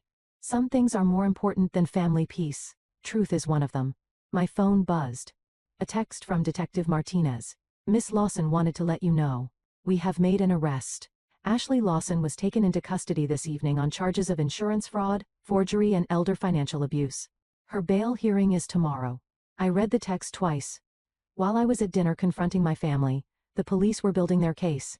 Ashley had come to that dinner thinking she could manipulate her way out of this. She did not know she was already caught. I started the car and pulled away from the curb. My grandmother once told me that the truth is patient. It can wait longer than any lie. Turns out, so was justice. And now Ashley was going to learn what patience costs. 1 week after Ashley's arrest, I sat at my desk at work trying to focus on spreadsheets that no longer seemed to matter. The numbers blurred together, meaningless columns of data that had nothing to do with the chaos my life had become. It had been 7 days since my sister was taken into custody, 7 days of phone calls from lawyers, meetings with investigators, questions I did not know how to answer, 7 days of lying awake at night, staring at the ceiling, wondering if I had done the right thing. My coworkers had noticed something was wrong. I could feel their eyes on me when they thought I was not looking, the whispered conversations that stopped when I walked into the break room. Is everything okay, Brittany? My supervisor had asked on Tuesday. Family stuff. I am handling it. What else could I say? My sister is in jail for trying to steal $2 million from our dead grandmother. My mother might be charged as an accomplice. I am suddenly worth more money than I ever imagined, and I have never felt more alone. Some stories you cannot tell. I looked like someone who had won a war but forgotten why she was fighting. Dark circles under my eyes. Coffee, the only thing clothes I had not bothered to put away. The new normal, if you could call it that. My phone buzzed on my desk. A Cleveland number I had learned to recognize. Miss Lawson, this is Detective Martinez. I need you to come to the station. We have completed our initial investigation. There are some things you need to see. My stomach tightened. Good things or bad things. A pause on the line. Depends on your perspective. But you should be here. I told my supervisor I had a family emergency and left work early. It was not even a lie anymore. My entire life had become one long family emergency. The Financial Crimes Division was on the 3rd floor of the Cleveland Police Department. Martinez met me in the lobby and led me through a security door down a hallway lined with offices and interview rooms. Thank you for coming, she said. I want to show you what we have put together. She pushed open a door to a large conference room that had been converted into a case headquarters. My breath caught when I saw what was inside. A whiteboard covered one entire wall. Photographs, timelines, connection lines drawn in different colored markers. Ashley's photo was in the center. Her employee ID picture from Lakewood Senior Care. Lines radiated out from her face to other photographs, other names, other victims. Boxes of documents sat on the table. Folders stacked in neat piles. Evidence bags containing papers I recognized from my grandmother's files. This is the Ashley Lawson case, Martinez said. All of it. I walked closer to the whiteboard trying to take it all in. After the insurance company filed their report, we subpoenaed records from multiple sources. Banks, insurance companies, the county recorder's office, Ashley's former employers. We have spent the last week building a complete picture. She pointed to the timeline running along the bottom of the board. 5 years of documented fraud attempts against your grandmother. 7 rejected beneficiary changes. Multiple forged signatures. Unauthorized attempts to access bank accounts. Attempts to change property deeds. She looked at me. Your grandmother's documentation was meticulous. She made our job easy. I stared at the board, at the web of connections, at the evidence my grandmother had spent years building. She had known this day would come. She had prepared for it, and she had not lived to see it. But here is what concerns us, Miss Lawson. Martinez moved to another section of the whiteboard. 3 more photographs. Elderly faces I did not recognize. Your grandmother was not the only target. Ashley Lawson appears to have a pattern. She pointed to the first photograph, a woman with kind eyes and white hair. Dorothy Hendricks, 78 years old. She was one of Ashley's clients at Lakewood Senior Care. Her daughter noticed discrepancies in her mother's accounts about 2 years ago. Small amounts missing each month, nothing dramatic, just a steady drain. Martinez's expression darkened. When the daughter confronted Ashley, your sister did something clever. She convinced Dorothy that her own daughter was trying to control her money, that her daughter was the one who could not be trusted. I felt sick. What happened? Dorothy believed Ashley. She cut off contact with her daughter completely, stopped returning calls, refused to see her. Martinez paused. The daughter filed a complaint with Lakewood Senior Care, but Ashley had already resigned by then, moved on to the next opportunity. And Dorothy? She died 6 months later, alone, in a nursing home, still believing her daughter was the enemy, still believing Ashley was her friend. I had to sit down. My legs would not hold me. She turned a mother against her own daughter. That is what the pattern suggests. Isolation, manipulation, theft. It is textbook elder financial abuse. Your grandmother was different because she saw through it. She documented instead of being documented. Martinez pointed to the second photograph, an elderly man wearing a baseball cap with military insignia, Harold Chen, 83 years old, Korean War veteran. He hired Ashley to help him with VA paperwork, navigating benefits, filing claims, that kind of thing. During that time, approximately $12,000 disappeared from his accounts. She shook her head. His family suspected Ashley. They confronted her, but she had explanations for everything. Fees she had paid on his behalf. Expenses he had approved. They could not prove anything. What happened to him? He passed away last year. The case was closed due to lack of evidence and no living complainant. Martinez moved to the third photograph, a woman I vaguely recognized, Evelyn Porter. She lived 3 houses down from your grandmother on the same street in Lakewood. We found evidence that Ashley attempted to befriend her as well, offered to help with her finances, started building the same kind of relationship. I remembered the name. My grandmother had mentioned Mrs. Porter sometimes. They played cards together. But Mrs. Porter's son is an attorney, Martinez continued. A corporate lawyer in New York. He got involved early when his mother mentioned her helpful new friend. Ran background checks, asked questions Ashley could not answer. Martinez almost smiled. Ashley backed off immediately. Never bothered Mrs. Porter again. She looked at me directly. We think your grandmother may have warned her. We found a note in Margaret's files. A reminder to call Evelyn. Tell her about Ashley. My grandmother had protected her neighbor. Even while she was being victimized herself, she tried to warn others. How many, detective? How many people did my sister hurt? Martinez's sighed. We may never know the full count. These are just the ones we can document. There may be others who died without family to notice. Others who were too embarrassed to report. Others who still do not know they were victims. She gestured at the whiteboard. Your grandmother's evidence gave us the thread. We are still pulling it. A woman entered the room. Mid-40s, sharp suit, serious expression. Martinez introduced her as Rebecca Torres, Assistant District Attorney. Ms. Lawson. Torres shook my hand firmly. Thank you for your cooperation. Your grandmother's documentation has been invaluable. She sat down across from me and opened her own folder. I want you to understand what we are charging and why. She pulled out a document covered in legal language. Insurance fraud, 1 count. Felony forgery, 7 counts, multiple felonies, elder financial abuse, 3 counts, felonies, attempted theft by deception, multiple counts. She looked up at me. Combined, these charges carry a potential sentence of 15 to 25 years. 25 years. Maximum. Realistically, with a plea deal, we are looking at 5 to 10. But Miss Lawson, I need you to understand something. She leaned forward. Your sister is a serial predator. She targeted the most vulnerable people in our community. Repeatedly, over years, she isolated them from their families. She manipulated their trust. She stole their money and their dignity. Torres's voice was hard. The court takes that seriously, as do I. She explained the civil implications as well. I had grounds to sue for recovery of stolen funds, damages, legal fees. That was separate from the criminal case and entirely my decision. I nodded, overwhelmed, trying to process. What about my mother? Karen Lawson? Torres and Martinez exchanged a glance. Your mother is complicated, Torres said carefully. We have interviewed her. She claims she did not know what she was signing, that Ashley told her it was routine paperwork. Do you believe her? Torres considered the question. I am not sure, but I am also not sure we can prove otherwise. Willful ignorance is difficult to prosecute. For now she is a witness, not a defendant. But that could change depending on what else we find.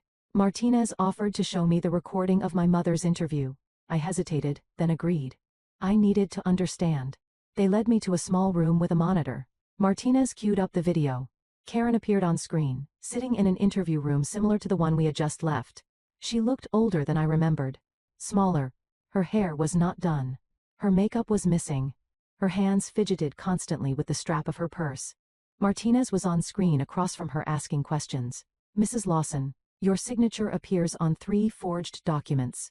Can you explain that? Karen's voice was thin, defensive. I did not know they were forged. Ashley said Margaret agreed to everything. She said it was just paperwork, family business, nothing illegal. Did you read what you were signing? A long pause. Karen looked down at her hands. I trusted my daughter. I should not have had to read everything. Martinez pressed. Did you ever ask Margaret directly? Confirm that she had agreed to these changes? Karen's voice got smaller. No. Ashley said it would upset her. That Margaret was getting confused and we needed to handle things quietly. The interview continued, but I had heard enough. Torres stopped the video. Your mother made choices. Whether they were criminal choices is harder to prove. I stared at the frozen image of Karen on the screen. My mother, the woman who had raised me or at least been present while I raised myself. The woman who had chosen Ashley over me at every turn. She chose Ashley every single time, even when it meant helping steal from an old woman. I was not sure which was worse, if she knew what she was doing, or if she simply did not bother to find out. I left the police station in the late afternoon. The sun was too bright, the world too normal. People walked past me on the sidewalk, going about their lives, unaware that mine had just been turned inside out again. I did not go home. Instead, I drove to Lakewood, to my grandmother's street. I parked outside her small Cape Cod house, and just sat there, looking at the place where everything had started. The house was empty now. Harold was handling the estate. Eventually it would be sold or kept or turned into something new. I had not decided yet. My sister was a serial predator of the elderly. My mother was either complicit or willfully blind, and I was the one who brought it all down. Was this what Grandma wanted? Her family destroyed? Her granddaughter in prison? Or did she just want the truth? I thought about Dorothy Hendricks, dying alone because Ashley turned her against her own daughter. I thought about Harold Chen, his savings stolen while he dealt with memories of a war 60 years past. I thought about Evelyn Porter, saved only because her son was a lawyer. How many others were not saved? How many people did Ashley hurt that we would never know about? I pulled out my phone and looked at a photograph of my grandmother. Taken last Christmas. She was smiling, holding a cup of tea, looking at the camera with those sharp eyes that missed nothing. This is not about destroying my family, Grandma, is it? Her voice came back to me clear, as if she were sitting in the passenger seat. It is not about money. The truth was that my sister was dangerous. Someone had to stop her. My grandmother could not, but she made sure I could. That evening I was sitting in my apartment with the lights off, when my phone rang. Harold Brennan, Miss Lawson. I hope I am not calling too late. What is it, Harold? Ashley's lawyer contacted me this afternoon. Your sister wants to make a deal. A deal? She will plead guilty to misdemeanor charges if you agree not to pursue civil action. She wants to minimize her sentence. She is desperate. I almost laughed. Why would I agree to that? After everything she has done? Harold paused. Because she says she has information about your grandmother's last days. Something you do not know. Something she has never told anyone. I sat up straighter. What kind of information she would not say? Only that it is about Margaret's final hours, and that she will only tell you in person. My sister wanted to meet, face to face, just the two of us. Harold continued. She is asking for a meeting. Her lawyer's office, neutral ground, both attorneys present. She says she will tell you everything if you will just listen. I was silent for a long moment, processing. My sister has lied to me my entire life. Why would I believe her now? Harold's voice was gentle. Because desperate people sometimes tell the truth. It is the only currency they have left. I did not trust Ashley. I never would again. But Harold was right. Desperate people do strange things. And if there was something about Grandma's last days that I did not know, something Ashley had been hiding, I needed to hear it. Even if it came from a liar. Even if it was just one more manipulation, some truths are worth the risk. 3 weeks after Ashley's arrest, I was sitting in my apartment on a Tuesday evening when the phone rang. An unknown number. I almost did not answer. But something made me pick up. Ms. Lawson, a man's voice, professional and measured. This is David Chen, attorney for Ashley Lawson. My client has requested a meeting with you. She says she has information you need to hear. Information about your grandmother's last days. I sat back against my couch cushions, processing. Ashley had been in county jail for 3 weeks. Bail was set at $200,000. She could not pay it. Neither could our mother. I could have paid it without noticing. I did not. Now she wanted to talk. Now she had information. Why would I believe anything she has to say? Chen's voice remained neutral. I understand your skepticism. But my client is not asking you to drop charges. She's not asking for anything except the chance to be heard. She says she has something to tell you about Margaret Lawson's final hours, something she has never told anyone. I thought about Harold Brennan's words from days ago. Desperate people sometimes tell the truth. It is the only currency they have left. My grandmother spent her last years documenting everything Ashley did. But there were gaps. Things I did not know. Things that happened when I was not there. If Ashley knew something about Grandma's final days, I needed to hear it. Even if it was another manipulation. Even if it was another lie. When and where? Tomorrow. 2 p.m. My office. Downtown Cleveland. Neutral ground. Both attorneys present if you wish. I called Harold that night. He agreed to come with me. I will not let you walk into this alone, Miss Lawson. Whatever she has to say, you should have support. That night, I lay in bed staring at the ceiling, wondering what Ashley could possibly tell me that would matter. What secret had she been keeping? What did she know about my grandmother's death that I did not? The questions followed me into my dreams. David Chen's law office was in a modest building downtown, not a fancy firm. Chen was court-appointed after Ashley's case became too complex for the public defender's office. He was doing his best with a difficult client. I arrived with Harold at 145. The waiting room was small, worn furniture, outdated magazines. A receptionist who looked overworked barely glanced up as we entered. This was where Ashley's life had led. From a BMW and designer clothes to a court-appointed lawyer and county jail. I did not feel satisfaction, just a deep, tired sadness. Harold touched my arm. Remember, whatever she says you do not have to respond. Listen, observe. Do not let her manipulate you. I nodded. I know who my sister is. Do you? People change when they are cornered, sometimes for better, sometimes for worse. Chen appeared in the doorway. Miss Lawson, we are ready.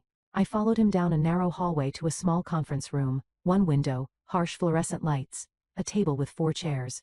Chen sat on one side, and beside him was Ashley. The last time I saw my sister, she was being put into a police car outside our mother's house. 3 weeks in county jail had changed her. No makeup, hair pulled back in a simple ponytail. She had lost weight, and not in a healthy way. Her cheeks were hollow, her collarbones visible beneath the simple blouse she wore.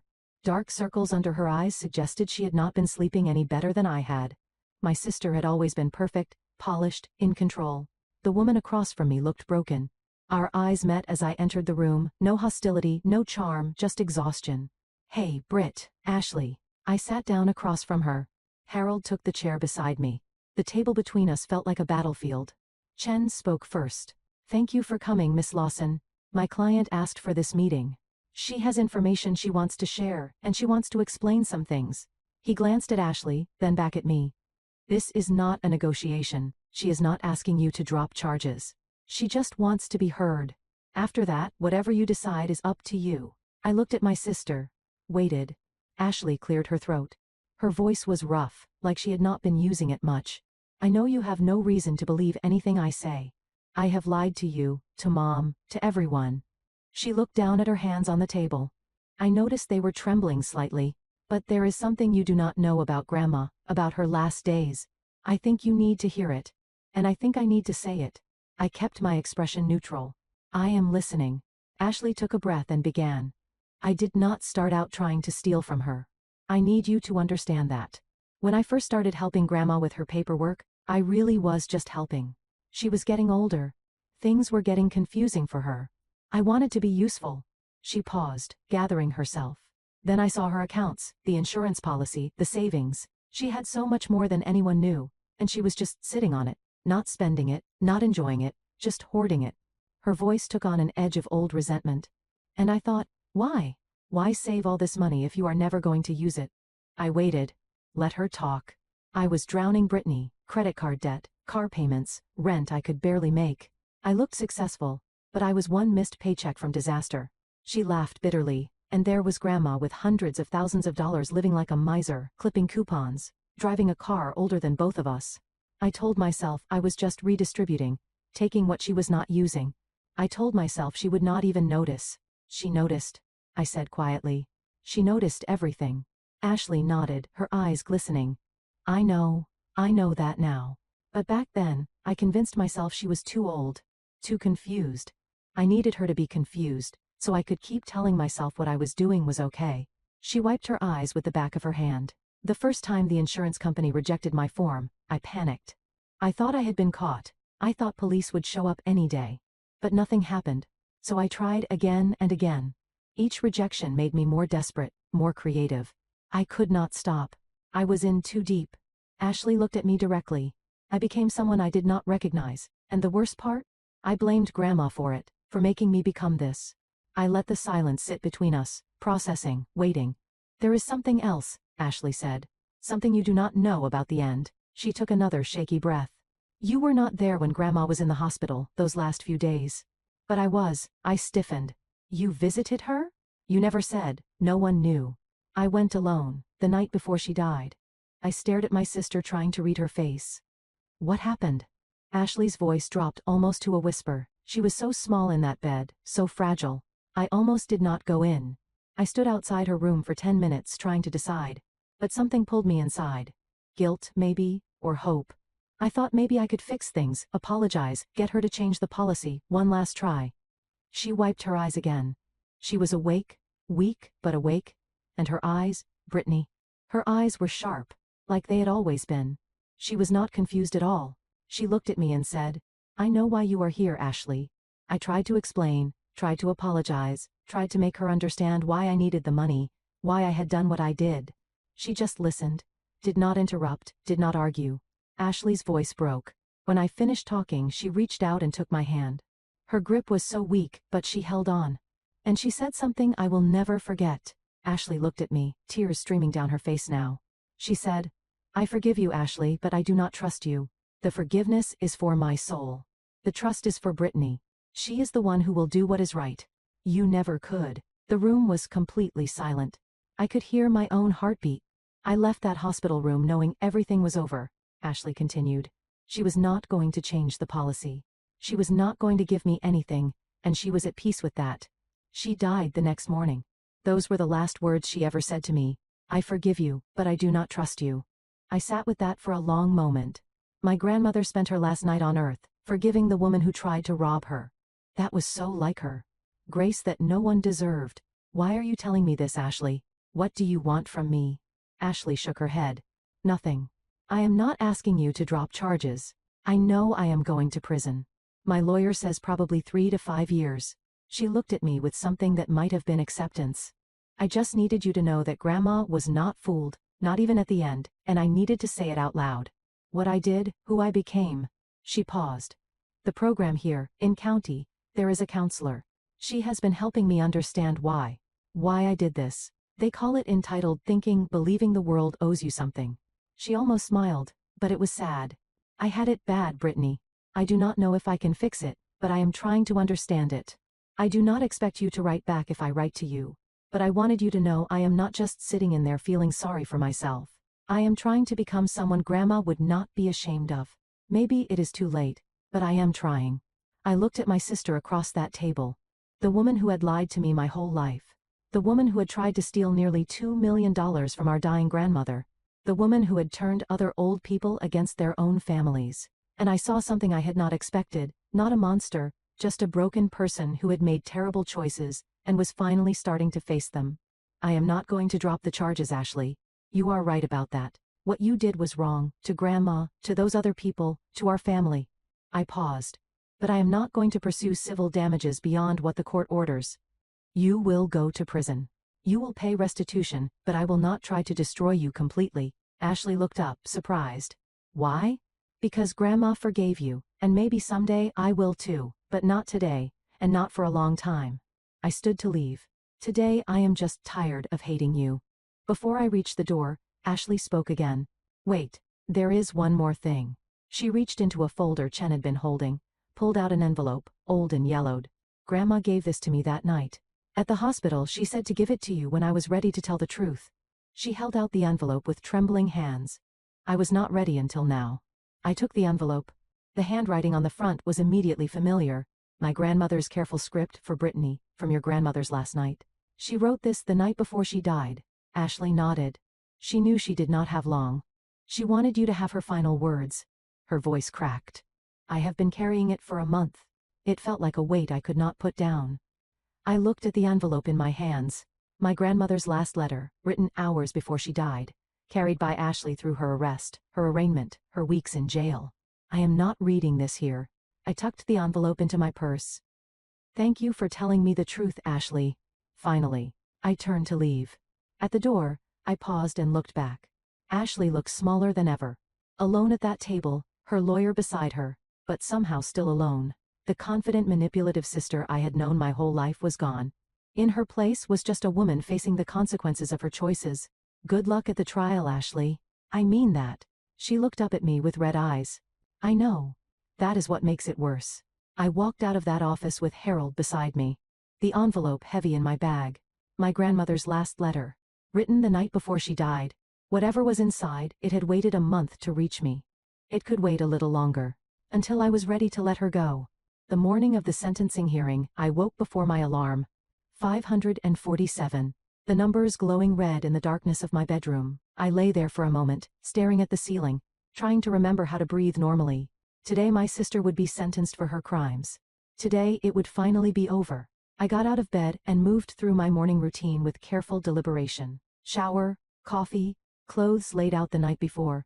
A dark blue dress, professional but not severe. I was not going to a funeral. But I was not celebrating either. I looked at myself in the mirror while I dried my hair. The woman staring back at me looked older than 3 months ago. The lines around my eyes were deeper. My face was thinner. Grief ages you, so does truth. On my nightstand sat the envelope Ashley had given me 3 weeks ago. My grandmother's final letter still sealed. I had carried it everywhere since that day, to work, to meetings with Harold, to the grocery store. It went where I went, like a talisman I was not ready to open. I touched it now, running my fingers over my grandmother's handwriting. For Brittany, from your grandmother's last night. Maybe today, after it was finished. Maybe then I would be ready. I left the envelope on the nightstand and went to finish getting dressed. Harold called at 8:15. Are you ready, Miss Lawson? I do not know. Is anyone ever ready for something like this? No. But you show up anyway. That is what your grandmother would have done. I will meet you at the courthouse, 9 o'clock. The Cuyahoga County Courthouse was an imposing stone building in downtown Cleveland. A century of justice had passed through its doors, cases of every kind, from petty theft to murder. Today it would add one more story to its history. The story of a woman who tried to steal from her own grandmother. I parked in the garage and walked toward the main entrance.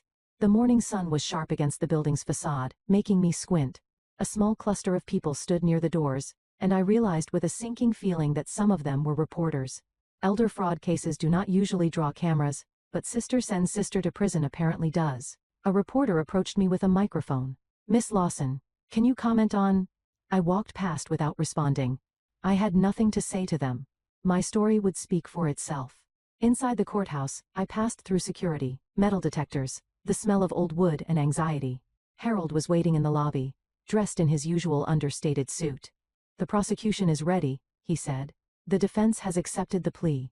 She is not fighting it. She stopped fighting weeks ago. I think meeting with you changed something. I nodded, not sure what to say. Then I saw her, Karen, my mother, sitting on a bench across the lobby, alone. She was clutching her purse like a lifeline, her knuckles white. She looked smaller than I had ever seen her. Older, defeated. Our eyes met across the distance. Karen opened her mouth as if to speak.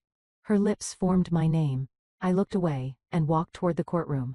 I was not ready to talk to my mother. I might never be. Harold held the door for me. This is it, Miss Lawson. After today you can start to heal. Can I? Or will this follow me forever? Both. That is the nature of family wounds. They heal, but they scar. I took a breath and stepped inside. Courtroom 4B was smaller than I expected. Wood-paneled walls, high ceilings, and American flag behind the judge's bench. The gallery was half full, some press in the back rows. Detective Martinez sitting near the aisle. A few faces I did not recognize. I took my seat behind the prosecution table. Ada Torres was already there. Her files organized in neat stacks. Her expression focused. Harold sat beside me, a steady presence. I was here as a witness, a victim's representative, and a sister. I was not sure which role was hardest. A side door opened and Ashley was let in by a bailiff. She was wearing civilian clothes for the sentencing. A simple gray dress, conservative, appropriate. Her hair was pulled back. No makeup, no jewelry, no performance. She looked like a woman who had stopped pretending. Our eyes met across the courtroom. She nodded slightly. Not a greeting, more like acknowledgement. I am here. You are here. This is happening. I did not respond. I just watched as she took her seat beside her attorney. All rise. Judge Eleanor Whitfield entered the courtroom. 60s, silver hair, reading glasses, an expression that suggested she had seen everything and was not easily impressed. She took her seat and surveyed the room. Be seated. We are here for sentencing in the matter of State of Ohio versus Ashley Marie Lawson. She consulted her notes. The defendant has entered guilty pleas to 3 counts of felony fraud, 4 counts of forgery, and 2 counts of elder financial abuse. She looked up. Before I deliver the sentence, I will hear statements from both parties. Torres stood. Your Honor, the state would like to present a victim impact statement. Proceed. Torres cleared her throat. This statement was prepared by Margaret Eleanor Lawson and entrusted to her attorney Harold Brennan, with instructions to present it at sentencing. I felt my breath catch. I did not know this existed. I did not know my grandmother had prepared anything. Torres opened a folder. The courtroom went completely silent. My name is Margaret Lawson, Torres read. I am 82 years old. By the time you hear this, I will be gone. But I want my voice to be part of this moment. I want you to understand what was done to me. I felt Harold's hand on my shoulder steadying me.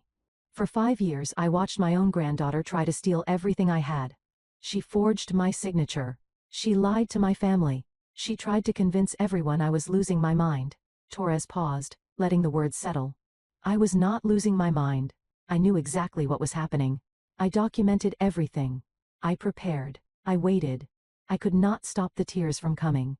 My grandmother's voice, speaking from beyond the grave, filling this courtroom with truth.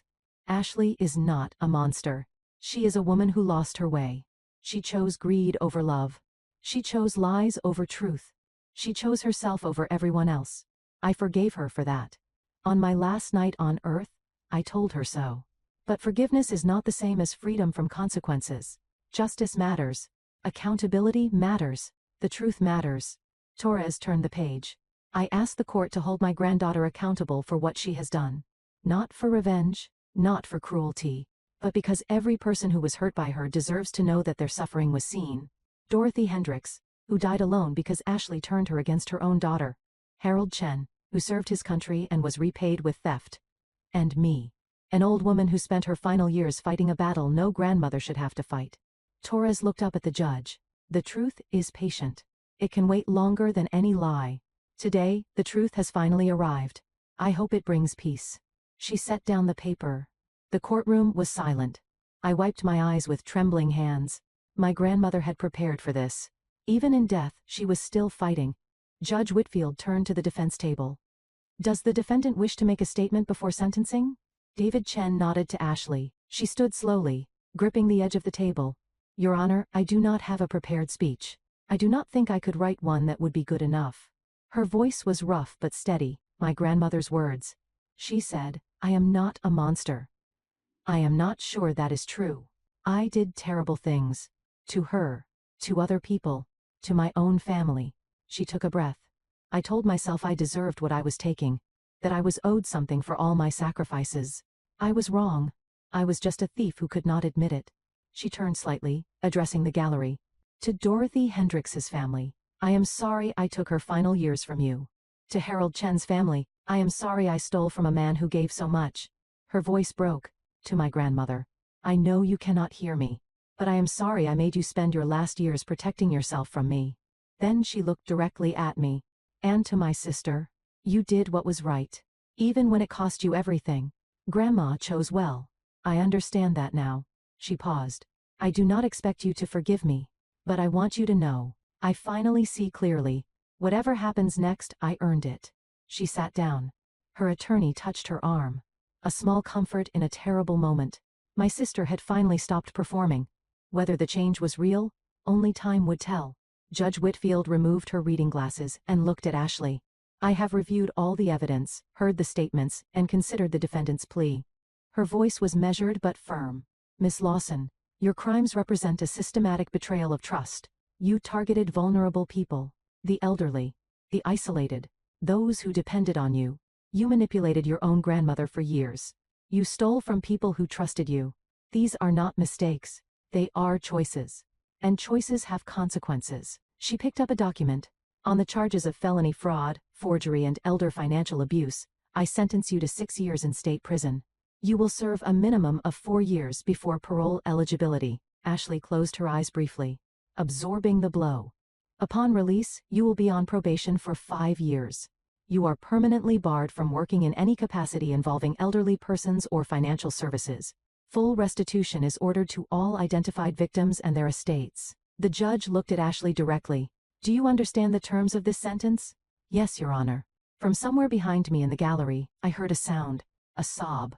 Karen, her face buried in her hands, shoulders shaking. I glanced back. My mother had finally lost the daughter she had chosen over everyone else. I wondered if she understood yet that it was her own blindness that led here. The gavel came down. This court is adjourned. The sound echoed like a period at the end of a sentence. Final. Complete. It was over. Legally, officially over. 6 years. That is what my grandmother's final years were worth to a court of law. I walked out of the courtroom into the hallway. Harold stayed close beside me. Detective Martinez approached. Your grandmother would be proud. She fought for years. You finished it. Thank you, Detective, for everything. She shook my hand and walked away. I moved toward the exit, avoiding eye contact with the reporters who were packing up their equipment. Then I saw Karen hovering near the door, eyes red and swollen, waiting. I changed direction and walked the other way. Found a side exit, pushed through into the cold February air. Not today. I could not do that today. Harold found me outside. What will you do now, Miss Lawson? I reached into my purse and pulled out the envelope I had been carrying for 3 weeks. Something I should have done a while ago. He looked at the letter in my hands. She waited a long time to say goodbye. Do not keep her waiting much longer. I nodded. He squeezed my arm once, then walked away, leaving me alone with my grandmother's final words. The cemetery was quiet in the late afternoon light. I had not been here since the funeral. Had not been able to face it. My grandmother's grave was in a peaceful section near a row of old oak trees. The headstone was simple, elegant, exactly what she would have wanted. Margaret, the truth is patient. They put her words on her grave. It was perfect. I knelt in the grass beside the stone, not caring about my dress, and touched the cold marble. I finished it, Grandma. The truth came out. Justice was served. My voice broke. Ashley is going to prison. Mom has to live with what she enabled, and I am still here, carrying everything you left me. The wind rustled through the oak trees. Somewhere in the distance, a bird called. I pulled out the envelope, held it in both hands, looked at my name written in her careful script. I am finally ready to hear your last words. I slid my finger under the seal. Whatever you wrote that final night, I am ready now. Tell me how to live after all of this. Tell me what comes next. The envelope was old and soft in my hands, the paper worn from weeks of being carried everywhere I went. I sat on the back porch of my new home, a small craftsman house in Lakewood, not far from where my grandmother had lived, and finally opened her last letter. 2 pages. Her careful handwriting filled every line. Dated the night before she died. My dearest Brittany, for after the storm. If you are reading this, the storm has passed. The truth is out. Justice has been done. I want you to understand why I chose this path. Why I put this burden on your shoulders. I could have confronted Ashley years ago. I could have called the police. I could have cut her off and died in peace. But I did not. Because I wanted to teach you something more important than revenge. I wanted you to see that truth does not need to fight. It only needs to wait. I wanted you to learn that you can protect yourself without becoming cruel. And I wanted you to know beyond any doubt that you are worthy of being chosen. Not because you are better than Ashley, but because you are honest. Because you are kind. Because you are real. Those qualities are rare, Brittany. Protect them. I wiped my eyes and kept reading. By now you have learned about Catherine, my first daughter, your father's sister. I have carried that loss for 57 years. It taught me that some wounds never fully heal, but they can become something else. They can become wisdom. They can become purpose. Let your wounds do the same. I turned to the second page. My grandmother's handwriting was slightly shakier here, written late at night by a woman who knew she would not see another sunrise. The money is yours now. All of it. Do with it what feels right. But I have a request, not a command. A hope. Use some of it to help others like me. There are so many of us, Brittany. Old people with no one to protect them. Old people whose families see them as bank accounts instead of human beings.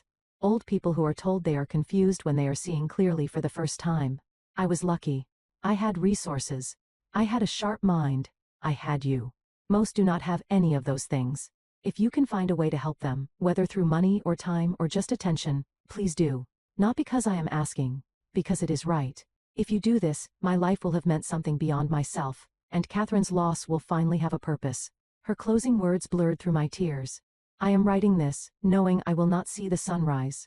My body has given up, but my spirit is at peace. I have done everything I can. The rest is up to you. Live well, sweetheart. Be happy. Find love. Build something that lasts. And when you are old like me, sitting on your own porch with your own tea, remember, the truth is patient, and so is love, with all my heart forever. Grandma Margaret. I read the letter twice, 3 times. Let her voice fill my head one last time. She knew she was dying, and she spent her last night writing to me, not about money, not about revenge, about purpose. That was 8 months ago. 8 months since I buried my grandmother. 8 months since I sent my sister to prison. 8 months of learning how to live in the wreckage of my family. I quit my administrative job 3 months after the sentencing. I did not need to push paper for someone else anymore. The inheritance gave me freedom I had never imagined. I used it carefully the way my grandmother would have wanted. Paid off my small debts. Bought this house, invested wisely.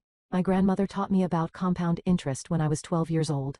I finally understood the lesson. My new routine was quieter than my old life. Mornings on this porch with coffee, watching the neighborhood wake up. Afternoons working on the project that had consumed me for months. Evenings reading, walking, learning to be alone without being lonely. I discovered that peace does not come from having everything figured out.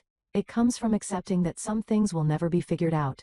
The house was filled with pieces of my grandmother's home now. Her teacups in my kitchen. Her books on my shelves. Her photographs on my walls. The chess set from her porch sat on mine, pieces always set up, waiting for a game that would never come. I did not play much, but sometimes I set up the pieces and just looked at them. Grandma taught me that chess is not about the pieces you capture. It is about the positions you create. She was positioning pieces her whole life. I was just now understanding the game. But the biggest change came from her last request, the things she hoped I would do with her money. It took 3 months of planning, lawyers and paperwork and meetings with people who knew how to turn ideas into organizations. But it was finally real. The Margaret Lawson Foundation for Elder Financial Protection, a small office downtown, 2 part-time employees, 1 very dedicated volunteer. Me. We did not have much yet, but we had enough to start. Our work was simple but important. Free document review for elderly individuals who wanted someone to look over their paperwork. Legal referrals for anyone who suspected financial abuse. Education programs at senior centers, teaching people how to protect themselves. A hotline for families who thought something might be wrong. We helped old people look at their paperwork. We asked questions. We paid attention. All the things my grandmother did for herself, we did for people who could not. In 4 months, we helped 63 people. We caught 2 cases of suspected fraud. Both were now with law enforcement. We reunited one elderly man with his daughter after his caregiver tried to isolate him. Dorothy Hendricks' story happening again. But this time, someone was watching. I was not a lawyer. I was not a social worker. I was just someone who read documents carefully, and asked questions no one else was asking. But it turned out that was exactly what was needed. Most fraud is not sophisticated. It just counts on no one paying attention. We paid attention. I thought about naming the foundation after Catherine too, but my grandmother never wanted anyone to know about her. So instead, there was a small plaque in the office, in memory of Catherine, 1962 to 1998. The girl we could not keep. Grandma's 2 daughters together at last. One in name, one in spirit. 2 months after the sentencing, a letter arrived at my apartment. Not email, not text, a real letter handwritten from Karen, my mother apologizing, imperfectly, incompletely, but sincerely, or at least as sincerely as Karen was capable of. She said she finally understood what she had enabled, what her blindness had cost. She said she was sorry for choosing Ashley, for not seeing me, for letting my grandmother fight alone. I agreed to meet her, 1 coffee, public place, no promises. Karen looked older than I remembered, fragile, lost. She cried through most of our conversation. I did not. I am sorry, Brittany, for everything, for choosing Ashley, for not seeing you, for letting your grandmother fight alone. I told her the truth. I do not hate you, Mom. But I cannot pretend everything is okay. Maybe one day we can build something new. But it will be different, not what we had before. She nodded. She did not argue. That was new. We talked now, once a month, sometimes twice. It was not warm. It was not family dinners and holiday hugs. But it was honest. And that was more than we ever had before. Some doors close forever. Others can be opened to crack. I did not need to decide yet which one this was. 6 months into Ashley's sentence, a letter arrived from state prison. I almost did not open it. But my grandmother's voice echoed in my head. The truth matters. Even uncomfortable truth. Ashley's handwriting was smaller than I remembered. Neater, like she was taking more care. I am in a program here, therapy, group sessions, learning about why people like me do what we do. They call it entitled, thinking, believing the world owes you something. I had it bad, Brittany. I do not know if I can fix it. But I am trying to understand it. I do not expect you to write back. But I wanted you to know I am not just sitting here feeling sorry for myself. I am trying to become someone Grandma would not be ashamed of. Maybe it is too late. But I am trying. I did not write back. Not yet. But I did not throw the letter away either. I put it in a drawer with my grandmother's letter, Catherine's photograph, the old insurance policy. Evidence of a family that broke apart and might someday find a way to become something new. A letter came from Ashley every few months now. Each one a little more self-aware than the last. Whether it was genuine growth or prison manipulation, I could not tell. But my grandmother forgave her. So I was leaving the door open. Just a crack. I was sitting on my porch this evening. The same chair where I first read my grandmother's letter. When I realized how much had changed. I used to feel invisible. The daughter no one noticed. The sister who was never quite enough. My grandmother saw me. She chose me. Not because I was perfect, but because I was real. The money helped. The justice felt right. But what I really inherited was simpler than that. I inherited the knowledge that I am worthy of being believed in. And that is worth more than any insurance policy. I looked at the framed photograph of Margaret on the side table. Next to it, a small plaque with her words. The truth is patient. It can wait longer than any lie. The chessboard sat between 2 porch chairs. Pieces set up. Waiting. Sometimes I imagined my grandmother across from me teaching me one more lesson. The game is not over when you think it is. Watch. Wait. Position your pieces. And when the time comes, move with confidence. If you are listening to this story, maybe you understand. Maybe you have been the invisible one, the overlooked one, the one who was never quite enough. Maybe your family has secrets too. Maybe someone you trusted turned out to be someone else entirely. I want you to know something my grandmother taught me. The truth is patient. It waits for the right moment and the right person. Maybe that person is you. Thank you for letting me share my story. It was not easy to tell. But some stories need to be heard. If this meant something to you, if you have ever felt invisible in your own family, or wondered if anyone really sees you, thanks for watching. Take care. Good luck.